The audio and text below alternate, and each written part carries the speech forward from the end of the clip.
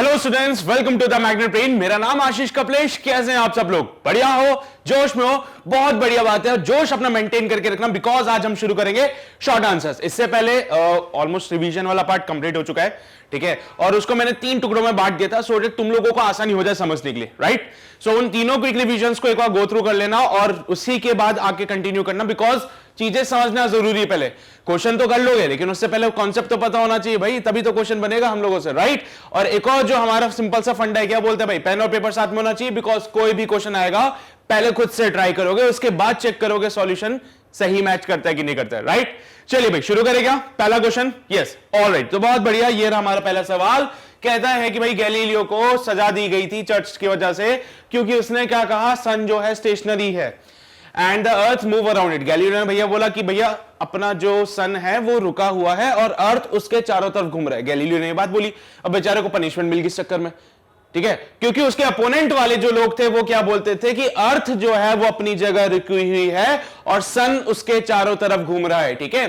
तो गैलीलियो ने क्या बोला कि अर्थ जो है वो सन के चारों तरफ घूम रही है और सन स्टेशनरी है, लेकिन उसके अपोनेंट्स क्या बोलते थे, अर्थ एक जगह पे रुकी हुई है और सन उसके चारों तरफ घूमता है।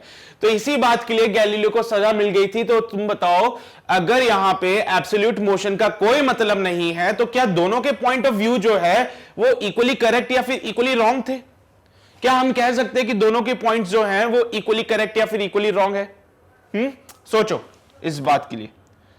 रिलेटिव का कॉन्सेप्ट लगाना पड़ेगा यहां पे। क्या बोला गया कि भाई एब्सोल्यूट मोशन, हमने बोला था ना, absolute rest and absolute motion has no meaning. बोला था ना, हमेशा देखने वाला प्रेजेंट होना चाहिए, ऑब्जर्वर के बिना कुछ नहीं हो सकता है। तो जब ऑब्जर्वर अलग अलग फ्रेम में होगा तो उसके लिए तो बात अलग अलग ही होगी, है ना? तो गैलीलियो ने बोला कि सन जो है वो अर्थ जो है वो सन के चारों तरफ घूमता है, लेकिन उसके अपोनेंट्स जो थे उनका अलग पॉइंट ऑफ व्यू था। उन्होंने अलग फ्रेम ऑफ रेफरेंस के हिसाब से चीजें सोची और कहा कि अर्थ स्टेशनरी है और सन उसके चारों तरफ घूम रहा है। तो कौन सही है इसमें से? गैलीलियो सही था या फिर इसके अपोनेंट सही थे? क्या बोलोगे तुम लोग? गैलीलियो, हमारे लिए तो गैलीलियो सही है ना? उन्होंने सही बात बोली थी लॉजिकली। देखो भाई क्या होता है, यहां पे फ्रेम ऑफ रेफरेंस की बात है। तो एक तरफ अगर हम अपने सन को बना लें और एक तरफ अर्थ को बना लें, so it will be like this. ये रही अर्थ, अर्थ, ठीक है, और इसके चारों, यहां पे चारों तरफ नहीं, यहां पे बना लेते सन लाल रंग का।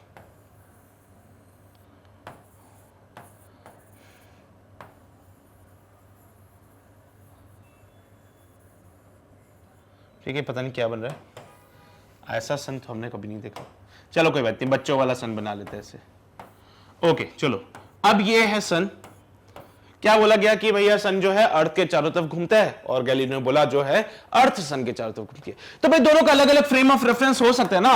हो सकता है गैलीलियो ने के जो अपोनेंट्स है, गैलीलियो के जो अपोनेंट्स है, उन्होंने अर्थ पे खड़े होके सन को देखा तो उनके लिए तो ये दिखा कि भैया सन जो है अर्थ के चारों तरफ घूम रहा है।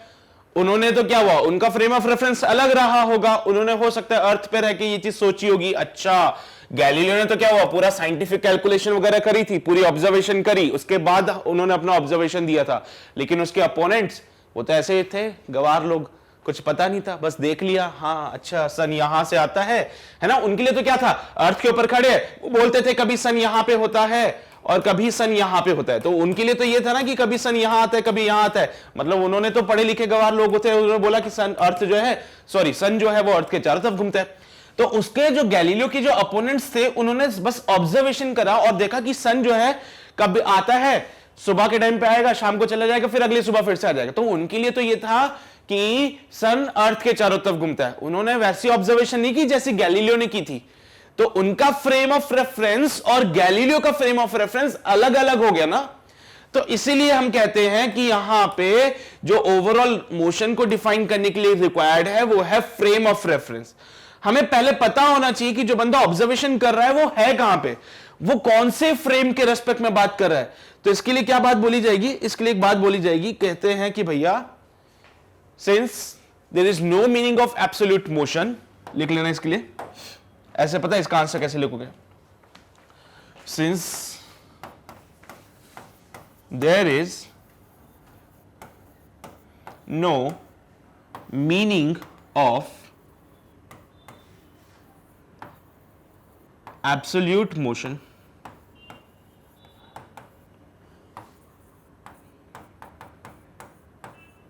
therefore both are equally correct और wrong। तो भाई दोनों को ही अगर गलत है तो दोनों ही है, इक्वली करेक्ट भी इक्वली रॉन्ग भी है, क्योंकि ओवरऑल जो पिक्चर डिपेंड कर रही है वो डिपेंड करती है फ्रेम ऑफ रेफरेंस पे। अगर तुम्हें फ्रेम ऑफ रेफरेंस के बारे में नहीं पता है तो यार ये चीजें तो तुम्हें मतलब बताया थी ना मैंने क्विक रिवीजन में। तो फ्रेम ऑफ रेफरेंस बेसिकली हर एक किसी का अलग अलग है यार। हर किसी के लिए कोई ऑब्जेक्ट रेस्ट पे है तो किसी के लिए वही ऑब्जेक्ट मोशन में है। जैसे तुम्हें याद होगा मैंने एक एग्जांपल लेके बताया था जिसमें बोला था ये कोई बस है, बस के अंदर तुम्हारा कोई दोस्त खड़ा है और तुम अपने दोस्त को छोड़ने आए हो, ठीक है। तो तुम्हारे दोस्त को तुमने देखा तो तुम्हें वो जाता हुआ दिखा दूर, टायर बना देते हैं बस के, चलेगी कैसे, है ना। तो तुम्हारे लिए तुम्हारा दोस्त वो बस के साथ आगे चला गया, लेकिन लेकिन लेकिन लेकिन यहीं पे बस में एक और आदमी खड़ा है, उसके लिए तो तुम्हारा दोस्त रेस्ट पे है ना। फिर तो ये तुम हो, ये तुम्हारा दोस्त है और ये तीसरा इंसान है ना। तीसरा कैसे लिखे, तीसरा इंसान। तो अब क्या हो रहा है बेसिकली कि ये तुम हो, तुम्हारा दोस्त है, वो तीसरा इंसान है। अब क्या हो रहा है कि तुम्हारे लिए तो तुम्हारा दोस्त आगे जा रहा है बस के साथ में, तो तुमने क्या बोला, हमारा दोस्त मोशन कर रहा है। तुमने क्या बोला, हमारा दोस्त मोशन कर रहा है। लेकिन तुम्हारे ये जो तीसरा इंसान था इसने बोला पागल, वो मोशन नहीं कर रहा, वो रेस्ट पे है। तो तीसरे इंसान ने बोला कि ये जो तुम्हारा दोस्त है वो रेस्ट पे है। तो देखा, दोनों के लिए तुम्हारा दोस्त अलग अलग पोर्शन फ्रेम ऑफ रेफरेंस की वजह से क्या हुआ, तुम्हारे लिए वो मोशन में है, तीसरे इंसान के लिए वो रेस्ट पे है। तो यही तो बोल रहा हूं, इनमें से कोई एक गैलीलियो होगा, इनमें से कोई एक ओपोनेंट होगा। गैलीलियो ने कहा कि जो अर्थ है वो सन के चारों तरफ घूमती है। गैलीलियो ने कहा कि अर्थ जो है वो सन के चारों तरफ घूमती है, वो मोशन कर रही है। लेकिन उसके अपोनेंट्स ने कहा हट पागल, सन अर्थ के चारों तरफ घूमता है, सन जो है सॉरी अर्थ जो है वो रेस्ट पे है। ये उसके अपोनेंट्स बोल रहे थे।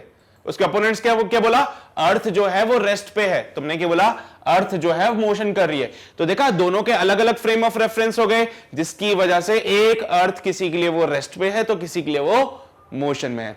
तो ये हम ऐसे नहीं बोल सकते कि गैलीलियो गलत थे, गैलीलियो सही थे बिल्कुल, लेकिन उनके अपोनेंट्स का पॉइंट ऑफ व्यू भी सही था। क्यों?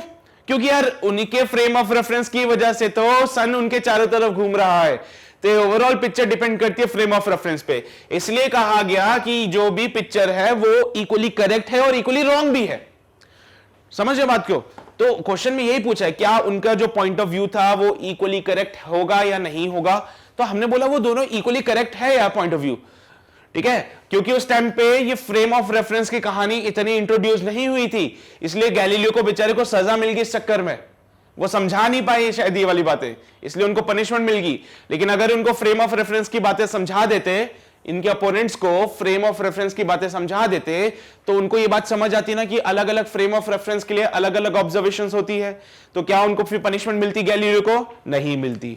तो दोनों के पॉइंट ऑफ व्यू यहां पे एक तरह से देखा जाए तो हाँ बिल्कुल सही है, क्योंकि मोशन का, एब्सोल्यूट मोशन का कोई मतलब नहीं होता है। मोशन को अगर आपको डिफाइन करना है तो आपको एक ऑब्जर्वर की जरूरत पड़ेगी जिसके फ्रेम ऑफ रेफरेंस के बेसिस पे आप उसका ऑब्जर्वेशन करते हो। तो इस वाय हम कह सकते हैं कि दोनों जो है वो इक्वली करेक्ट भी है और इक्वली रॉन्ग भी है, ठीक है। तो हाँ भाई, दोनों यहां पे बराबर सही भी बोल रहे हैं एक तरह से देखा जाए, और गलत है तो दोनों ही गलत है। सही है तो दोनों ही सही है, गलत है तो दोनों ही गलत है फिर, ठीक है। तो ये हम तुम्हारा क्वेश्चन नंबर फर्स्ट। समझ आती है बातें? पक्का नोट कर लो यार, ये भी नोट कर लो, उसके अलावा चाहो तो ये भी नोट कर लो, तुम्हारी मर्जी हो तो, है ना। हो गया, बढ़े आगे आ जाओ। After this question number first, let's move on to the अगला सवाल। क्वेश्चन नंबर 2 हमसे क्या बोलता है, when a particle move with constant velocity, it's average velocity, instantaneous velocity and speed all are equal, comment on this statement. क्या कहते हो तुम लोग? अगर कोई पार्टिकल कांस्टेंट वेलोसिटी से चलता है तो उसका मतलब ये है, अगर कोई पार्टिकल कांस्टेंट वेलोसिटी से चलता है तो उसका मतलब यह है कि उसका एवरेज वेलोसिटी, इंस्टेंटेनियस वेलोसिटी और स्पीड सब बराबर है। सहमत हो इस बात से तुम लोग? सहमत हो तुम लोग इस बात से? कमेंट करो स्टेटमेंट पे। कांस्टेंट वेलोसिटी में मतलब डायरेक्शन फिक्स है हमारी, कांस्टेंट वेलोसिटी में डायरेक्शन जो है वो फिक्स है। Apart from this constant velocity में हमारे पास मैग्नीट्यूड जो है वो भी फिक्स है। तो अगर किसी गाड़ी की वेलोसिटी कांस्टेंट है, यहां पे हम बना लेते हैं एक गाड़ी, और किसी भी गाड़ी का अगर वेलोसिटी कांस्टेंट है, दैट मींस अब क्या होगा, सिंपल सी बात है, वो एक ही डायरेक्शन में चलेगी विद द सेम स्पीड। यानी कि अगर उसकी 5 मीटर पर सेकेंड वाली वेलोसिटी फिक्स कर दी गई तो वो 5 मीटर पर सेकेंड से चलेगी। मतलब है हर 1 सेकेंड में वो 5 मीटर कवर करेगी, अगले 1 सेकेंड में वो फिर से 5 मीटर कवर करेगी, अगले 1 सेकेंड में वो फिर से 5 मीटर कवर करेगी। तो वो क्या बोलता है हम लोगों से, अगर वेलोसिटी कांस्टेंट हो गई है तो वेलोसिटी कांस्टेंट होने का मतलब क्या है, उसका डायरेक्शन फिक्स हो गया है, उसका मैग्नीट्यूड फिक्स हो गया है। यानी कि एग्जांपल के तौर पे हमने ले ली बात, एक गाड़ी है हमारे पास जो कि 5 मीटर पर सेकेंड से जा रही है। 5 मीटर पर सेकेंड का मतलब क्या होता है, in 1 second that car covers the distance of 5 metre. 1 second के अंदर अंदर वो 5 मीटर कवर कर लेता है। तो उसने बोला कि जरा बताओ एवरेज वेलोसिटी को। तो यहां से पहले वाले पार्ट में एवरेज वेलोसिटी देखते हैं। So average velocity equals to 5/1। Average velocity पहले वाले पार्ट के लिए निकाला, total distance travel 5 upon total time 1, ये हो गया 5 मीटर पर सेकेंड। अगले वाले पार्ट में एवरेज वेलोसिटी निकालो जरा, अगले पार्ट में एवरेज वेलोसिटी निकालो तो क्या होता है, total distance travel upon total time taken, फिर से 5/1। उससे अगले वाले पार्ट में एवरेज वेलोसिटी निकालोगे तो क्या मिलेगा, total distance travel upon total time taken, फिर से 5/1। यार ये तो बहुत गलत बात है। क्या गलत बात है, बिल्कुल सही है। मतलब कि उसकी एवरेज वेलोसिटी तो सेम है, क्या बोलूं, उसकी एवरेज वेलोसिटी तो हर पार्ट में सेम जा रही है ना। चलिए भाई, एवरेज वेलोसिटी की बात हो गई। उसके बाद बोला इंस्टेंटेनियस वेलोसिटी, तो भैया डीवी जो होता है, सॉरी वी इंस्टेंटेनियस जो होता है वो क्या होता है, ds/dt। अरे क्या फर्क पड़ता है, वो भी तो 5 ही मिलेगा तुम लोगों को। ये जो डिस्टेंस ट्रेवल किया है वो 5 मीटर का ट्रेवल किया है, जो टाइम लगा है 1 सेकंड का है, यही तो है इंस्टेंटेनियस वेलोसिटी। सो ये भी हो गया 5 मीटर पर सेकंड। तो ये हो गया हमारा 5 मीटर पर सेकंड। यहां भी देख लो ds/dt करके देख लेना, ये भी कितना हो जाएगा 5 मीटर पर सेकंड। यहां पे भी ds/dt कर लो, ये क्या है 5 मीटर पर सेकंड। अरे ये सब क्या है, इंस्टेंटेनियस वेलोसिटी। ये ऊपर क्या निकाला था, एवरेज वेलोसिटी। मतलब कि उसका जो एवरेज वेलोसिटी है, जो उसका इंस्टेंटेनियस वेलोसिटी, वो सब बराबर है। अब चाहो तो तुम ये भी बोल सकते हो कि सर ऐसे छोटे छोटे पार्ट्स के सॉल्व करने की बजाय ऐसा करो ना, यहां से यहां तक 3 सेकंड्स के लिए सॉल्व कर लो, फिर अगले 3 सेकंड्स के लिए सॉल्व करो, फिर अगले 3 सेकंड्स के लिए सॉल्व कर लो। या फिर एक काम करो, टोटल 3 सेकंड्स के लिए पहले तो एवरेज वेलोसिटी निकालो, फिर वही 3 सेकंड्स के लिए इंस्टेंटेनियस वेलोसिटी निकालो, फिर वही 3 सेकंड्स के लिए स्पीड भी निकाल के देख लो, तुम्हें सब बराबर मिलेगा।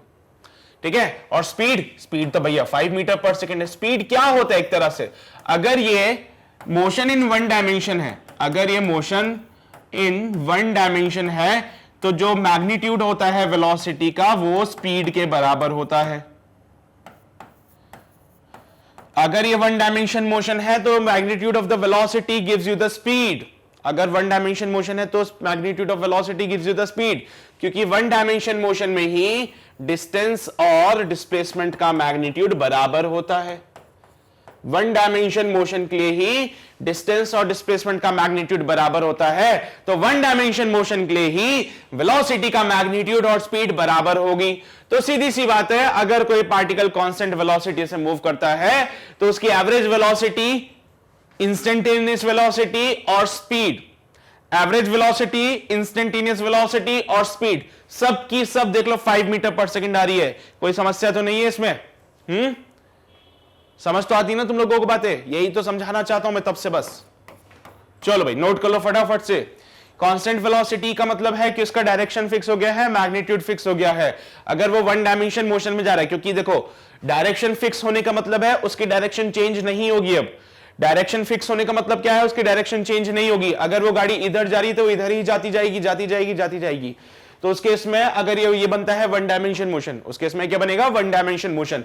And for the 1 dimension motion we must say कि जो वेलोसिटी का मैग्नीट्यूड है वो स्पीड के बराबर होता है।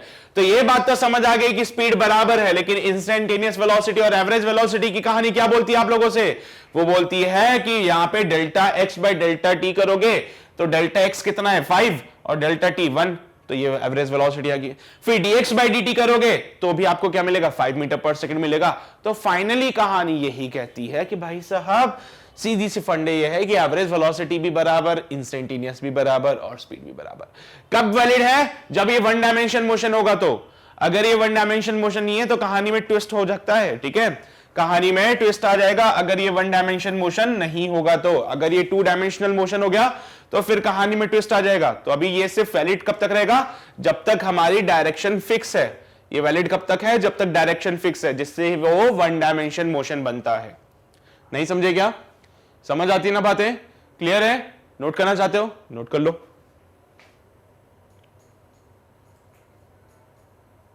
समझ रहे हो ना तुम लोग बातें? कर लिया नोट? बढ़े आगे आओ भाई। सो क्वेश्चन नंबर 2 हो गया हमारा कंप्लीट। अब हम बढ़ते हैं हमारे अगले सवाल पे, क्वेश्चन नंबर 3 पे। क्या कहते हैं भाई?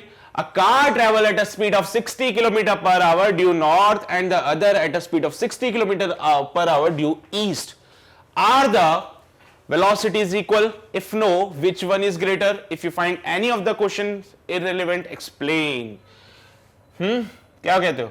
एक गाड़ी जो है 60 किलोमीटर पर आवर से जा रही है नॉर्थ की तरफ, तो बना लेते हैं ये हमारे पास हो गया ईस्ट, ये हमारा वेस्ट।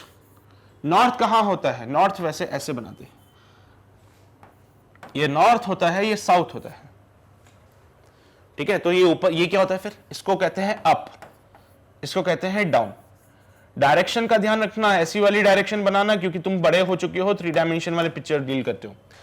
अब बोला गया कार है जो कि 60 किलोमीटर पर आवर से जा रही है due north and the other eight, ठीक है। एक गाड़ी है जो कि 60 किलोमीटर पर आवर की स्पीड से जा रही है नॉर्थ की तरफ,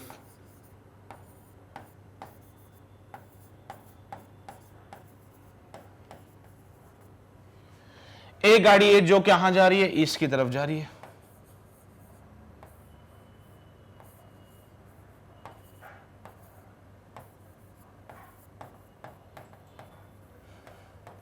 समझ गए?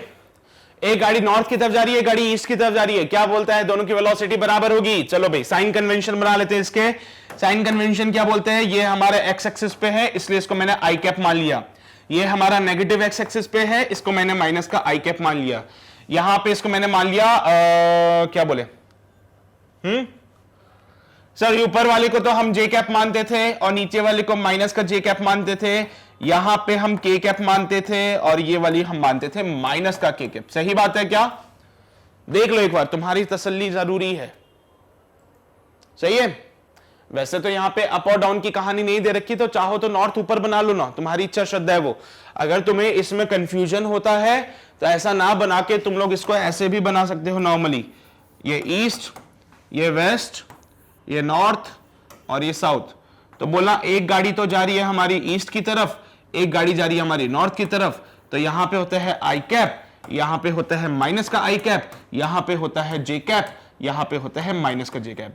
कोई फर्क नहीं पड़ता है अगर डायरेक्शन में तुम यहां पे बोलो कि सर यहां तो नॉर्थ में माइनस का के कैप था, कोई फर्क नहीं पड़ेगा उससे, ठीक है। उससे ज्यादा कोई फर्क नहीं पड़ता है, क्योंकि मैग्नीट्यूड निकालोगे तो सेम वैल्यू मिल जाएगी। तो भाई यहां पे बोलते हैं कि क्या वेलोसिटीज इक्वल होंगी? यहां पे बोलते हैं क्या वेलोसिटीज इक्वल होंगी? यही डायग्राम बना लो या फिर ये डायग्राम बना लो, तुम्हारी इच्छा श्रद्धा है, तुम्हें जो करना है वो करो यार, कोई नहीं रोक सकता तुम लोगों को, ठीक है। चलिए भाई मैं इससे जा रहा हूं, तुम्हारी मर्जी पड़े तो तुम इससे भी सॉल्व कर लेना इसको। ओके अब आ जाओ फटाफट से, मैं बताता हूं क्या करना था। यहां पे उसने बोला क्या दोनों की वेलोसिटी बराबर होगी। एक का नाम देते हैं क्या? ए, एक का नाम दे देते हैं बी। तो ये नामकरण कर दो इनका फटाफट से, ए एंड बी। हाँ ठीक है भाई, वेलोसिटी को डायरेक्शन की जरूरत पड़ती है, इसलिए V A vector can be written as 60 minus K cap, 60 minus K cap. ये वेलोसिटी ऑफ ए हो गया। सिमिलरली अगर मैं वेलोसिटी ऑफ बी बनाता हूं, so this comes out be 60 I cap. तो ये हो गया है velocity of A and velocity of B. कहता है क्या दोनों वेलोसिटी इक्वल है? तुम्हें दिखती है इक्वल? क्या तुम्हें दोनों वेलोसिटी इक्वल दिखती है? Velocity is a vector quantity, उसको फर्क पड़ता है मैग्नीट्यूड और डायरेक्शन से। तो लिख लेना यहां पे वेलोसिटी को फर्क पड़ता है मैग्नीट्यूड से। मैग्नीट्यूड दोनों के सेम है, डायरेक्शन से, डायरेक्शन दोनों की अलग अलग है। अगर इनमें से कोई भी एक चीज, मैग्नीट्यूड या डायरेक्शन में से कोई भी एक चीज अगर चेंज हो गई तो ये वेलोसिटी चेंज हो जाएगी। तो लिख देना यहां पे नीचे कि वी ए वेक्टर यानी कि velocity of A not equal to velocity of B, दोनों इक्वल नहीं है। तो इसने बोला है अगर दोनों इक्वल नहीं है तो कौन सी वेलोसिटी बड़ी है, तो उसको बोलना भैया मैग्नीट्यूड दोनों का बराबर है। बड़ी छोटी की बात नहीं बोल सकते हम लोग कि कौन सी वेलोसिटी बड़ी है कौन सी वेलोसिटी छोटी है, क्योंकि किसी भी वेलोसिटी का बड़ा या छोटा होना डिपेंड करता है उसके मैग्नीट्यूड पे। किसी भी वेलोसिटी का बड़ा या फिर उसका छोटा होना डिपेंड करता है उसके मैग्नीट्यूड पे। यहां पे तो मैग्नीट्यूड सेम है, तो देखना since magnitude of A is equals to magnitude of B, so we cannot say which one is greater. We cannot say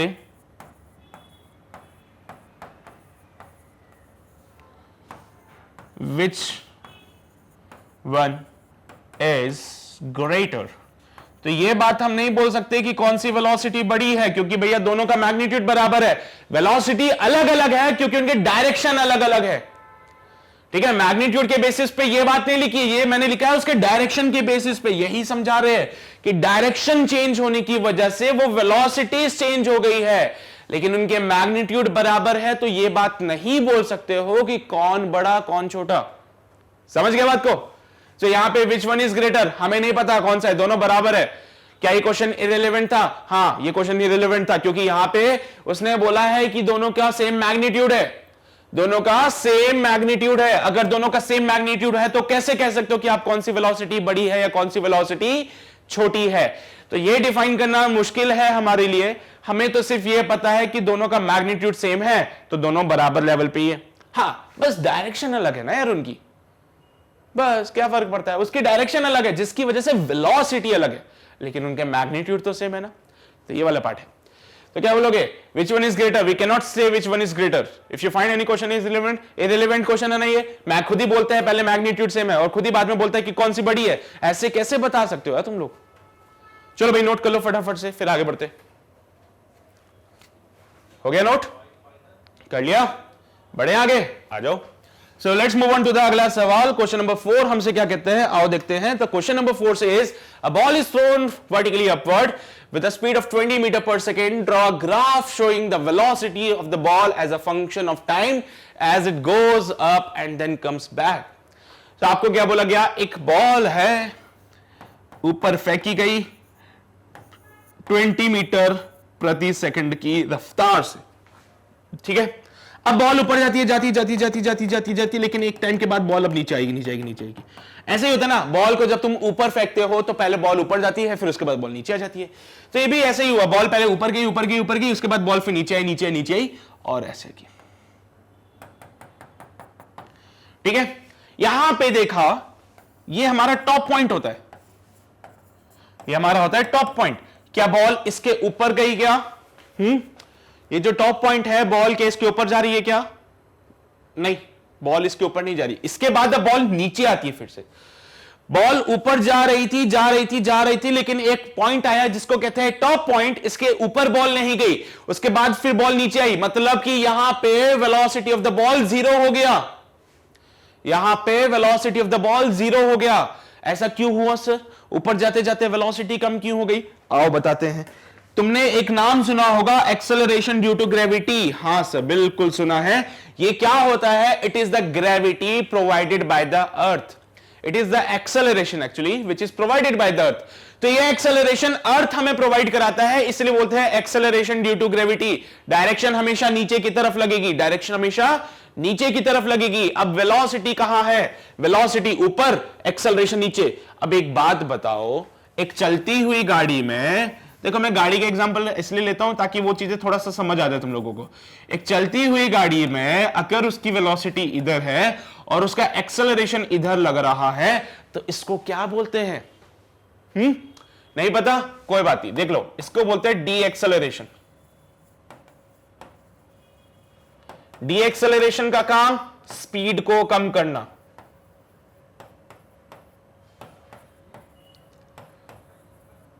ठीक है, एक ऐसा एक्सेलरेशन जो कि मोशन के अपोजिट डायरेक्शन में लग रहा है उसको बोलते हैं डी एक्सेलरेशन। इसका काम होता है स्पीड को कम करना।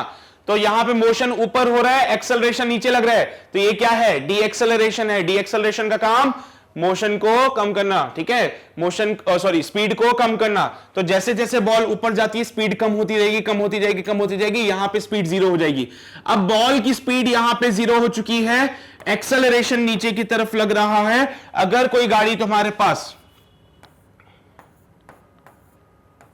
ठीक है, गाड़ी के एग्जांपल बहुत हो गए ना, अब नहीं लेंगे इसको ना। अगर कोई तुम्हारे पास गाड़ी है जिसके पास इनिशियल वेलोसिटी जीरो है और उसके पास अगर इस डायरेक्शन में एक्सेलरेशन आ जाए तो क्या होगा? अगर कोई गाड़ी जिसकी वेलोसिटी जीरो है और उसके पास अगर इस पर्टिकुलर डायरेक्शन में एक्सेलरेशन आएगा तो वो गाड़ी भी इसी डायरेक्शन में मोशन करना शुरू कर देगी, मतलब उसके पास वेलोसिटी इसी डायरेक्शन में आएगा। ये बात तो जानते हो ना, है ना? तो अगर ये कोई बॉल है जिसकी वेलोसिटी जीरो है, उसके पास अगर एक्सेलरेशन नीचे की तरफ लग रहा है तो बॉल कहां आएगी? नीचे आ जाएगी। तो देखा ना, बॉल नीचे आ गई, ये बॉल अब नीचे आ गई। तो इसका मुझे ग्राफ बनाना पड़ेगा, ठीक है? तो इसका हमें क्या करना पड़ेगा? ग्राफ बनाना पड़ेगा। अब कैसे बनाएंगे ग्राफ, आओ देखते हैं। इतनी बात तो समझ आएगी ना क्या हुआ? यहां पे अगर गाड़ी इधर जाती है और एक्सेलरेशन मोशन के अपोजिट डायरेक्शन में है तो उसको बोलते हैं डी एक्सेलरेशन। स्पेलिंग देख लेना, गलती की होगी शायद मैंने। तो ये डी एक्सेलरेशन है। डी एक्सेलरेशन का काम क्या है? सॉरी स्पीड को कम करने का। डी एक्सेलरेशन का काम क्या है? स्पीड को कम करने का। डी एक्सेलरेशन मतलब ब्रेक्स। डी एक्सेलरेशन कौन है तुम्हारे यहां पे? डी एक्सेलरेशन कौन प्रोवाइड कराता है? तुम्हारे ब्रेक गाड़ी में जो होते हैं वो क्या करते हैं? स्पीड को कम करते हैं ना। तो ब्रेक जब तुम लगाते हो तो गाड़ी में डी एक्सेलरेशन प्रोवाइड कराते हो तुम लोग, समझ गए? जब भी तुम गाड़ी में ब्रेक लगाते हो, चलती हुई गाड़ी में ब्रेक लगाना है, नहीं ऐसे नहीं कि खड़ी हुई गाड़ी उसमें ब्रेक लगा रहे हो जाके तुम लोग। चलती हुई गाड़ी में ब्रेक लगाओगे तो यहां पे मिलेगा डी एक्सेलरेशन। ये क्या करेगा? स्पीड को कम करेगा। लेकिन एक खड़ी हुई गाड़ी में अगर तुमने एक्सेलरेशन प्रोवाइड करा दिया तो वो आगे की तरफ चलेगी। एक्सेलरेशन कहां से मिलता है? तुम्हारे पास, तुम्हें पता होगा, एक्सेलरेटर होता है। गाड़ी तो तुमने चलाई नहीं होगी, लेकिन बाइक वगैरह चलाते हो तो उसमें देखा वो एक्सेलरेट करते हो तुम लोग। जैसे तुमने अपनी बाइक को एक्सेलरेट किया तो तुम्हारी बाइक एक पर्टिकुलर डायरेक्शन में जाती है। तो यही तो बोल रहे हैं, एक्सेलरेशन स्पीड को बढ़ाता है, डी एक्सेलरेशन स्पीड को कम करता है। तो एक्सेलरेशन की वजह से क्या होता है? स्पीड इंक्रीज हो जाती है, बिकॉज ये जो एक्सेलरेशन है वो मोशन के डायरेक्शन में आता है, मतलब ठीक है, मोशन को सपोर्ट कर रहा है, वो मोशन को अपोज कर रहा है, ये मोशन को सपोर्ट कर रहा है, ठीक है? तो भाई यही बात है। यहां पे पहले के केस में क्या होता है? पहले वाले केस में जब बॉल ऊपर जा रही होती है तो एक्सेलरेशन लगता है नीचे की तरफ, और ये बॉल के मोशन को क्या करेगा? अपोज करेगा। तो ये क्या करेगा? बॉल के मोशन को अपोज करता है। अब क्या हुआ? बॉल का मोशन अपोज हुआ, धीरे धीरे उसकी स्पीड कम होती गई, धीरे धीरे उसकी स्पीड कम हो रही है, बहुत अच्छी बात है। अब क्या हुआ? जैसे जैसे ऊपर गए ऊपर गए ऊपर गए, स्पीड कम हो गई। अब क्या हुआ? वेलोसिटी जीरो हो गई। अब एक्सेलरेशन है नीचे की तरफ, तो बॉल नीचे आएगी, नीचे आएगी, नीचे आएगी। तो वेलोसिटी वर्सेस टाइम का ग्राफ बनाते हैं। Draw graph showing the velocity of the ball as a function of time. तो वेलोसिटी वर्सेस टाइम का ग्राफ बनाते हैं। सबसे पहले आपके पास वेलोसिटी जीरो है क्या? नहीं, 20 मीटर पर सेकंड है। तो वेलोसिटी है हमारे पास 20 मीटर पर सेकंड। तो यहां कहीं पे मैं बना लेता हूं 20 मीटर पर सेकंड। अब क्या हो रहा है? जैसे जैसे ऊपर जाते जा रहे हैं स्पीड कम होती जा रही है, तो जैसे जैसे आप ऊपर जाओगे वेलोसिटी आपकी डिक्रीज होती जाएगी, डिक्रीज होती जाएगी। यहां पे देखो, इस पॉइंट पे वेलोसिटी क्या हो गई? इस पॉइंट पे वेलोसिटी हो गई जीरो। अब क्या होगा? अब वेलोसिटी पहले ऊपर थी, ऊपर वाली साइड को हम क्या करते हैं? पॉजिटिव लेते हैं, नीचे वाली साइड को हम क्या करते हैं? नेगेटिव लेते हैं। तो पहले वेलोसिटी कैसी थी? पॉजिटिव थी। अब वेलोसिटी कैसे आएगी? नेगेटिव। आगे का ग्राफ एक बार सोचो जरा, फिर आगे बढ़ते। सोचो एक बार, दिमाग तो लगाओ कि क्या हो सकता है। इतना मैंने बना दिया, अब आगे का एक बार सोचो जरा। ट्राई किया, सोचा यार क्या कर सकते हो? यहाँ पे सिंपल सिंपल सा फंडा मैं बता देता हूं। देखो, पहले तो वेलोसिटी ऊपर जा रही थी, साइन कन्वेंशन में दिक्कत आएगी, तो इन चीजों को क्लियर कर लेना। साइन कन्वेंशन में दिक्कत आए तो समझ जाना कि ऊपर की तरफ क्या लेते हैं हम लोग? पॉजिटिव। नीचे की तरफ क्या लेते हैं? नेगेटिव।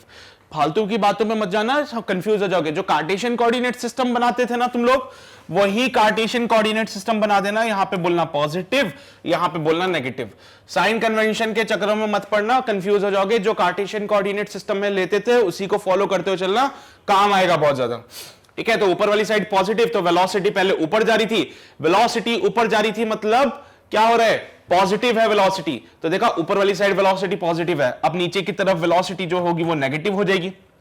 तो अब क्या हुआ? वेलोसिटी ऊपर के बाद अब नीचे आ रही है, तो यहां पे वेलोसिटी जो होगी वो नेगेटिव हो जाएगी। ये वाली पॉजिटिव थी, है ना, बॉल अब नीचे आ रही है, नीचे आने का मतलब है वेलोसिटी नेगेटिव में है, लेकिन नेगेटिव में क्या हो रहा है, इंक्रीज हो रही है। पहले वेलोसिटी 0 थी, जैसे जैसे बॉल नीचे आएगी उसकी स्पीड इंक्रीज होती जाएगी, तो 0 से स्पीड इंक्रीज करनी है तो इसको और ज्यादा आगे एक्सटेंड कर देना। ये कहां तक जाएगा, ये -20 मीटर पर सेकेंड तक, कहां तक जाएगा, माइनस का 20 मीटर पर सेकेंड। तो ये है तुम्हारे पास ग्राफ फॉर दिस बॉल, ठीक है। तो क्या हुआ, पहले बॉल ऊपर गई, वेलोसिटी पॉजिटिव थी, तो देखो पहले पार्ट में वेलोसिटी पॉजिटिव है, लिख देता हूं यहां पे क्या है, वेलोसिटी पॉजिटिव, यहां पे क्या है, वेलोसिटी नेगेटिव। तो इधर क्या है, वेलोसिटी पॉजिटिव है, यहां वेलोसिटी नेगेटिव है। बहुत बढ़िया, पहले बॉल ऊपर जा रही थी, ऊपर जाती हुई वेलोसिटी पॉजिटिव होती है, बाद में बॉल नीचे आ रही थी, नीचे जाती हुई वेलोसिटी नेगेटिव होती है। बहुत बढ़िया। जब हम ऊपर जा रहे थे तो धीरे धीरे स्पीड कम हो रही थी, बिकॉज ये डी एक्सेलरेशन था।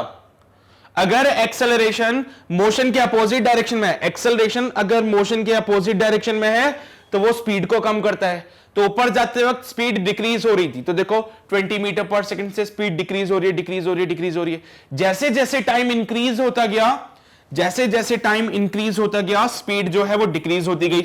दिख रहा है ना, जैसे जैसे टाइम इंक्रीज होता गया स्पीड जो है वो डिक्रीज होती गई। यहां पे आके स्पीड 0 हो गई, तो ये हमारा टॉप पॉइंट मिल गया। ये हमारा क्या मिल गया, टॉप पॉइंट। यहां पे स्पीड जो है वो 0 हो चुकी है। अब क्या होगा, अब यहां पे स्पीड है 0, यहां पे स्पीड है 0, एक्सेलरेशन लग रहा है नीचे की तरफ। अगर कोई पार्टिकल रुका हुआ है उसके ऊपर अगर एक्सेलरेशन लाओगे तो वो पार्टिकल एक्सेलरेशन की डायरेक्शन में मोशन करेगा। तो बॉल अब नीचे आ रही है, जिस डायरेक्शन में बॉल जा रही है उसी डायरेक्शन में एक्सेलरेशन है, तो वो क्या करता है, मोशन को सपोर्ट करता है। जिस डायरेक्शन में बॉल जा रही है उसी डायरेक्शन में एक्सेलरेशन मोशन को सपोर्ट करता है। तो अब स्पीड जो है नेगेटिव साइड में है, नेगेटिव वेलोसिटी है, लेकिन वो इंक्रीज हो रही है। तो धीरे धीरे स्पीड जो इंक्रीज हो रही है। तो देखो वेलोसिटी 0 थी, जैसे जैसे टाइम बढ़ता जाएगा वेलोसिटी नेगेटिव में और इंक्रीज होती जाएगी। अगर मैं वेलोसिटी को यहां की तरफ बना के लाता ऐसे, तो इसका मतलब क्या होता कि वेलोसिटी डिक्रीज हो रही है। क्या मतलब हुआ इसका, अगर मैं इधर की तरफ आता तो क्या मतलब था उसका, सोचो जरा। अगर मैं इधर की तरफ आता तो इसका क्या मतलब होता, अगर मैं ऐसे आता तो इसका मतलब आप टाइम में पीछे आ रहे हो। अगर आप इसमें इधर की तरफ आओगे, अगर आप इसमें इधर की तरफ आओगे तो इसका क्या मतलब हो रहा है कि जैसे जैसे टाइम कम होता जा रहा है वेलोसिटी इंक्रीज होती जा रही है। जैसे जैसे टाइम कम हो रहा है वेलोसिटी इंक्रीज हो रही है। टाइम कभी कम हो सकता है क्या, नहीं ना, टाइम तो हमेशा आगे चलता जाएगा, टाइम कभी पीछे नहीं आता है, तो टाइम हमेशा आगे जाता जाएगा। तो ये चीज नहीं बनाओगे, ठीक है। और ऐसा बनाने से क्या होगा, यहां पे ये चीज बिल्कुल गलत हो जाएगी तुम्हारी। भाई टाइम कभी पीछे नहीं आता, टाइम हमेशा आगे जाता है। तो टाइम जैसे जैसे और आगे गया, अरे यार टाइम जैसे जैसे और आगे जाता है, इसको क्या हो रहा है, एक मिनट रुको। सो जैसे जैसे टाइम आगे जाएगा वेलोसिटी और इंक्रीज होती जाएगी, लेकिन नेगेटिव साइड पे, ठीक है। जैसे जैसे टाइम और आगे जाएगा, तो जैसे जैसे टाइम आगे जा रहा है वेलोसिटी और ज्यादा इंक्रीज हो रही है, लेकिन नेगेटिव में इंक्रीज हो रही है। यहां पे 0 होता है, यहां पे 0 वाला पॉइंट है, ओरिजिन है ये, ठीक है। तो जैसे टाइम आगे बढ़ता है वेलोसिटी और इंक्रीज होती है, लेकिन नेगेटिव साइड पे। तो ये बनता है ये ग्राफ, ये वाला ग्राफ बनेगा बढ़िया वाला। नोट कर लो फटाफट से, फिर आगे बढ़ेंगे। नोट कर लो फटाफट से, फिर आगे बढ़ेंगे।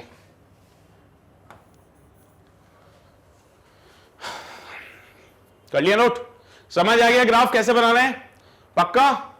बढ़े आगे, आ जाओ भाई।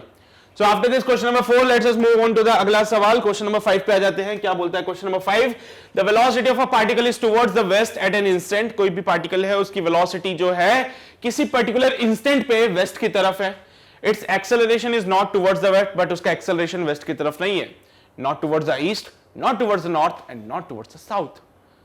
ये कैसा मोशन है सर, कोई पार्टिकल है। सबसे पहले तो मैं यहां पे east west north south up और डाउन बना लेता हूं। ये ईस्ट वेस्ट, ये नॉर्थ नहीं है, ये अप है, ये डाउन है, और नॉर्थ का है फिर ये रहा इधर, north south, east west north south up down. कैसे बनाते हो, यहां पे ध्यान से देखना। ईस्ट इधर की तरफ वेस्ट हो जाएगा, ये नॉर्थ आएगा, पीछे की तरफ साउथ आएगा, ऊपर और ये नीचे, ये वाला साइन कन्वेंशन हमेशा फॉलो करते हुए चल रहा, ठीक है। अब क्या होगा यहां पे कि भाई पार्टिकल तो कहां जा रहा है, टुवर्ड्स द वेस्ट जा रहा है, तो पार्टिकल को तो भेज दो वेस्ट की तरफ। ये रहा पार्टिकल हमारा,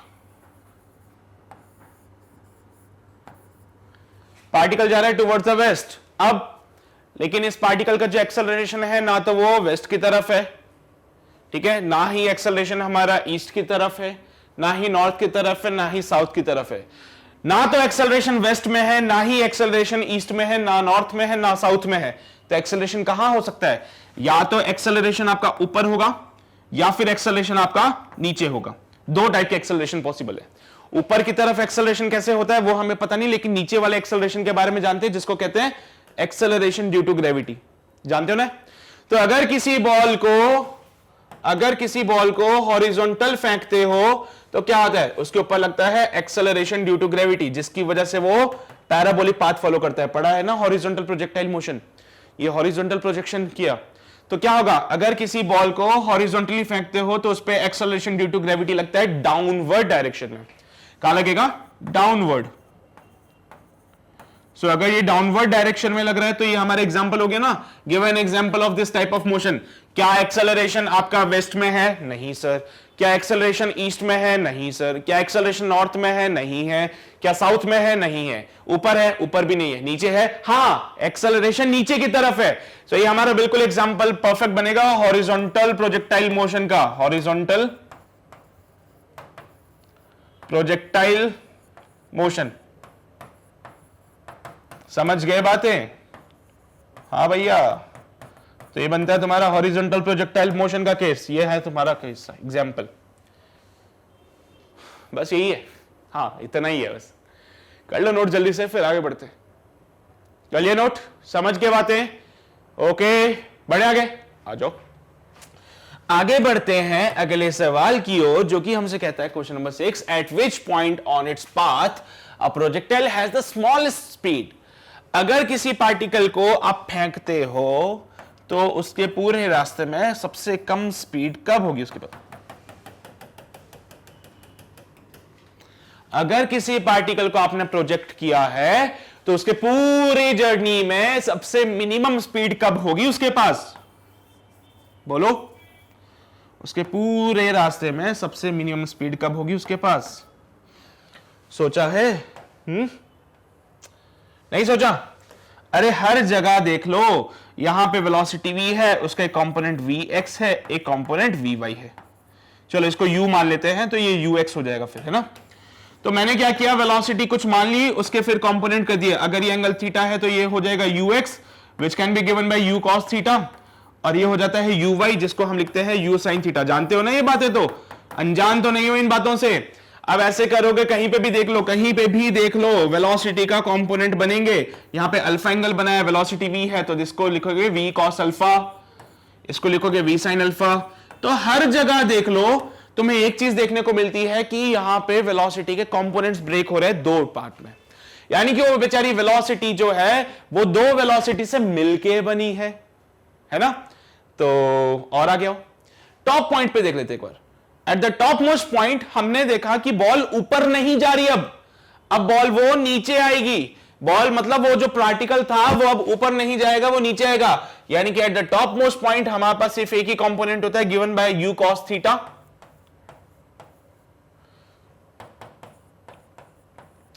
सही बात है।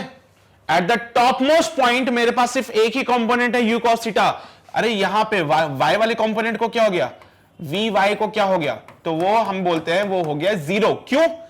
क्योंकि बॉल इसके ज्यादा ऊपर नहीं जा रही है, अब वो नीचे आ रही है, मतलब ऊपर जाने वाली वेलोसिटी खत्म हो गई। जब भी टू डायमेंशन मोशन होता है तो दो टाइप की वेलोसिटी होती है, एक वेलोसिटी जो इसको आगे लेके जाती है, एक वेलोसिटी जो इसको ऊपर लेके जाती है। तो यहां पे भी ऐसे ही हो रहा था, एक वेलोसिटी आगे जा रही है, एक ऊपर लेके जा रही है। लेकिन eight the top most point, eight the top point क्या हुआ भाई, टॉप पॉइंट पे मैंने देखा तो भैया ऊपर जाने वाली वेलोसिटी नहीं है, सिर्फ एक ही वेलोसिटी है जो आगे लेके जा रही है। सो आई कैन सिंपली से इट कि भैया क्या होगा, ऊपर जाने वाली वेलोसिटी जीरो हो गई है, सिर्फ एक ही वेलोसिटी है जो आगे लेके जाती है। तो एट द टॉप पॉइंट जो टोटल वेलोसिटी होती है वो होती है u cos थीटा। जो कि मिनिमम वेलोसिटी है हमारे पास, मिनिमम वेलोसिटी है। तो टॉप पॉइंट पे सिर्फ एक ही वेलोसिटी होती है, कंपोनेंट एक ही कंपोनेंट होता है, दूसरा कंपोनेंट जीरो हो जाता है। हर जगह देख लो, ये u किससे मिलकर बना है, u cos थीटा से, u sin थीटा से। ये v किससे मिलकर बना है, v cos अल्फा से, v sin अल्फा से। यहां पे वेलोसिटी अकेला बेचारा u cos थीटा, साइन वाला कोई है ही नहीं, तो सबसे मिनिमम वेलोसिटी यही होगी। उसके आगे जाके देखोगे तो क्या दिखेगा, यहां पे लो भाई वेलोसिटी, फिर से वही बात है कि वेलोसिटी v डैश है, यहां पे कोई एंगल थीटा होगा, v डैश cos थीटा, यहां पे v डैश sin थीटा, ठीक है। तो यहां पे भी जो v डैश है वो इससे मिलके बन रहा है, v dash cos theta dash plus v dash sin theta dash, इन दोनों को मिला के v डैश बनता है। तो सिर्फ एक ही वेलोसिटी है जो है टॉप पॉइंट वाली वेलोसिटी, जहां पे हमने देखा तो y का जो कंपोनेंट है वो कितना हो गया है, 0। तो यहां पे y का कंपोनेंट हो गया है 0, जिसकी वजह से जो वेलोसिटी है वो मिनिमम होगी। नोट कर लो, नोट कर लो, नोट कर लो, जल्दी से कर लिया। समझ तो आ रहा है ना तुम लोगों को? अरे यार ऐसा तो नहीं हो रहा ना किसी के दिमाग के ऊपर से बातें जा रही है, समझ रहे हो ना तुम लोग अच्छे से? हाँ, तो ऐसे वाली पिक्चर तो नहीं चल रही ना किसी की, ये कोई बालक है, नादान बालक है ना, और ये मेरा ज्ञान आ रहा है, एके सर का ज्ञान। ऐसा तो नहीं चल रहा ना किसी के साथ, ये एके सर का ज्ञान है, ये ज्ञान नहीं लिख रहा हूं मैं, ज्ञान है ना। किसी के साथ ऐसा तो नहीं हो रहा कि सर ये ज्ञान आपका आया ऊपर से चला गया हमारे, तो समझ ही नहीं आया, ऐसा तो नहीं हो रहा ना किसी के साथ, है ना? हाँ, कोशिश करना कि जो एके सर का ज्ञान है वो सारा दिमाग के अंदर आके फिट हो जाए। ओके, तो एके सर का जो ज्ञान है वो सारा दिमाग के अंदर जाना चाहिए और जाके वहां पे टिक के बैठ जाना चाहिए। तो इन सारी बातों को ध्यान में रखते हुए आगे बढ़ना और चीजों को नोट करना। अच्छा, एक और केस होता है जो पॉसिबल, वो भी मत बनाना, है ना, कि पता चले यहां से ज्ञान आ रहा है, यहां पे सारी ज्ञान की बातें जो तुम लोगों को मिल रही है वो तुम्हारे दिमाग के अंदर तो जा रही है लेकिन तुमने बाहर निकाल दी फिर से। तो ये वाला काम भी मत करना कि सर दिमाग के अंदर तो गई लेकिन बाहर निकल गई सारी। ये दो केसेस बिल्कुल नहीं होने चाहिए, तुम्हारा ये वाला केस बिल्कुल सही होना चाहिए। तो चीजों को ऐसे समझना, और कोई समस्या है तो कमेंट सेक्शन में जरूर लिख देना, ठीक है? हाँ, तो भाई ये वाली बातें थोड़ा सा ध्यान रखना, ये दो केसेस पॉसिबल नहीं होनी चाहिए जिसमें सारी बातें दिमाग के ऊपर से जा रही है। और कुछ बच्चे ऐसे होते हैं जो क्या बोलते हैं, समझ तो आ रहा है लेकिन हम भूल जाते हैं अगले दिन, है ना। आज बहुत समझ आ रहा है, सब कुछ समझ आ रहा है, लेकिन कल भूल जाएंगे हम लोग, क्योंकि हमने सारी ज्ञान की बातें दिमाग के अंदर से ली और निकाल दी, उसको दिमाग के अंदर फिट करके रखना है। तो यहां पे ध्यान रखो, कल भी पता होनी चाहिए बातें, परसों भी पता होनी चाहिए, तो इसलिए रिवीजन करते रहा करो। ओके, चलिए भाई, ये वाली बातें क्लियर होगी तो अगले सवाल की ओर बढ़ते हैं। क्वेश्चन नंबर 7 पे आ जाओ फटाफट से। क्वेश्चन नंबर 7 क्या कह रहा है देखते हैं। Two particles A and B start from rest and move for equal time on a straight line. A particle A has an acceleration A. ठीक है भाई, इसका acceleration कितना है, छोटा a है, for the first half and the total time, first half of the total time, ठीक है, total time का जो first half है उसमें acceleration a है, second half में acceleration 2a है। पार्टिकल B के पास में फर्स्ट हाफ में acceleration 2a है, second half में acceleration a है। तो पार्टिकल A और B में से किसने ज्यादा डिस्टेंस ट्रेवल किया ये आपको बताना है। तो ये हमारा पार्टिकल A है, ऐसे जाता है जाता है जाता है, यहां से लेके यहां तक जाने में टाइम लग गया उसको t।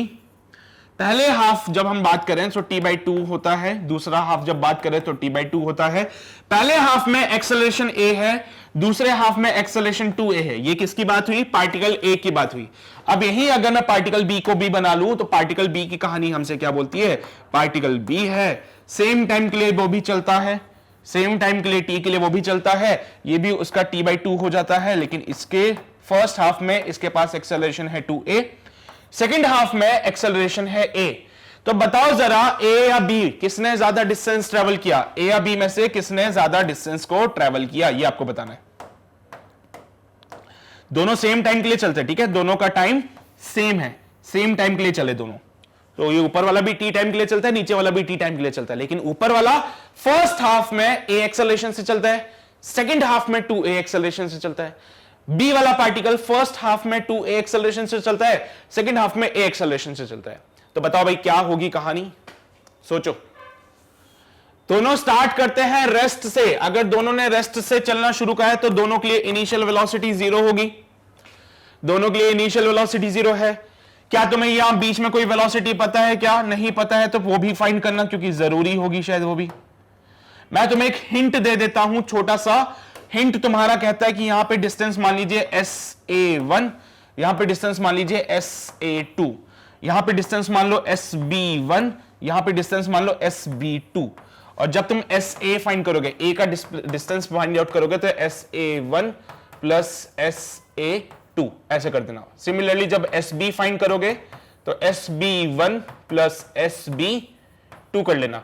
तो सबसे पहला काम ये हो गया कि तुम्हें SA1 SA2 फाइंड करना है, फिर SB1 SB2 फाइंड करना है। जब ये दोनों मिल जाएंगे तो SA मिलेगा, जब ये दोनों मिल जाएंगे तो SB मिलेगा। अब SA और SB में से कौन सा बड़ा है ये बताना है तुम लोगों को।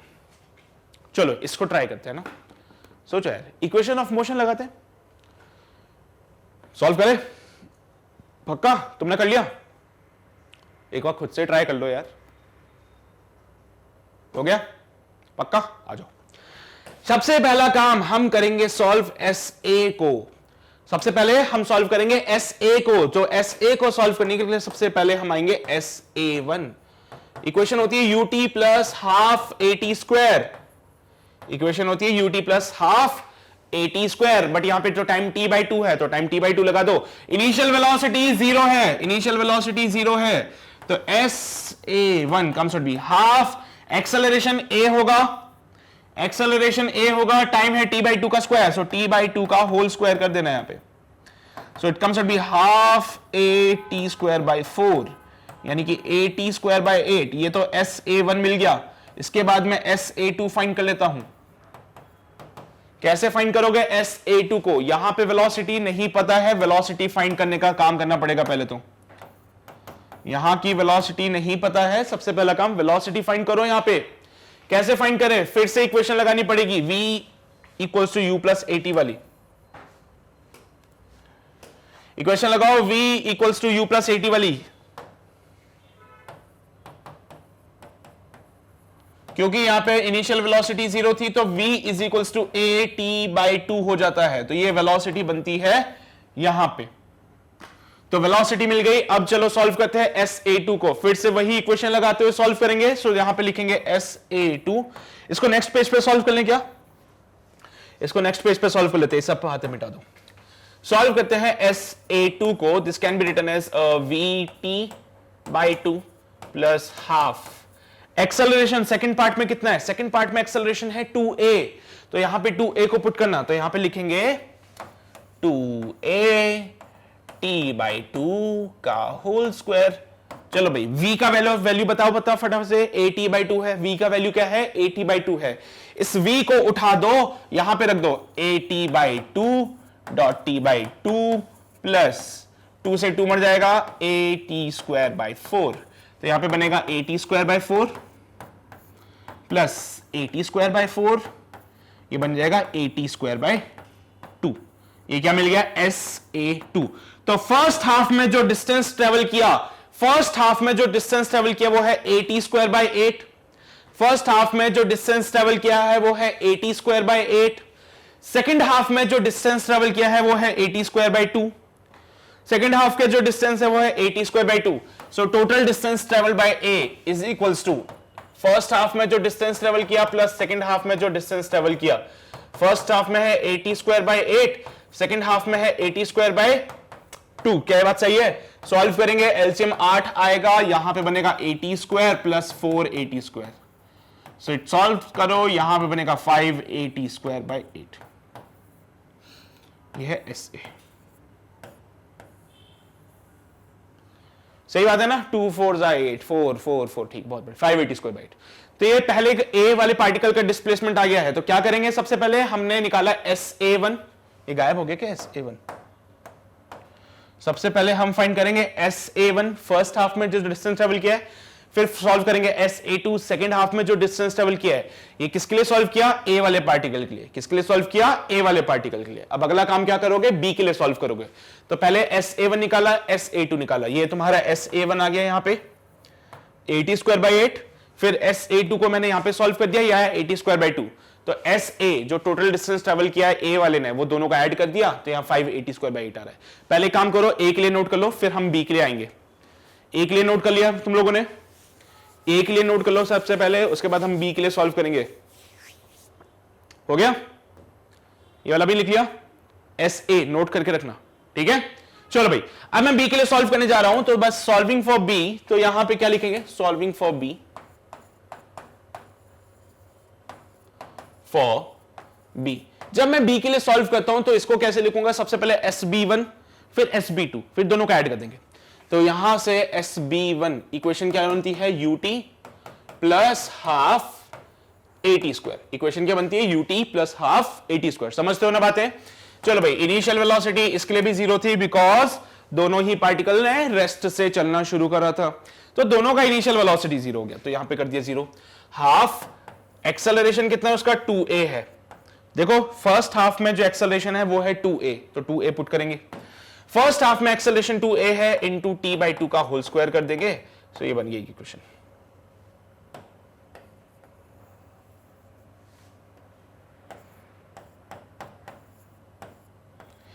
टू से 2 मर जाएगा, ये बन जाएगा at²/4।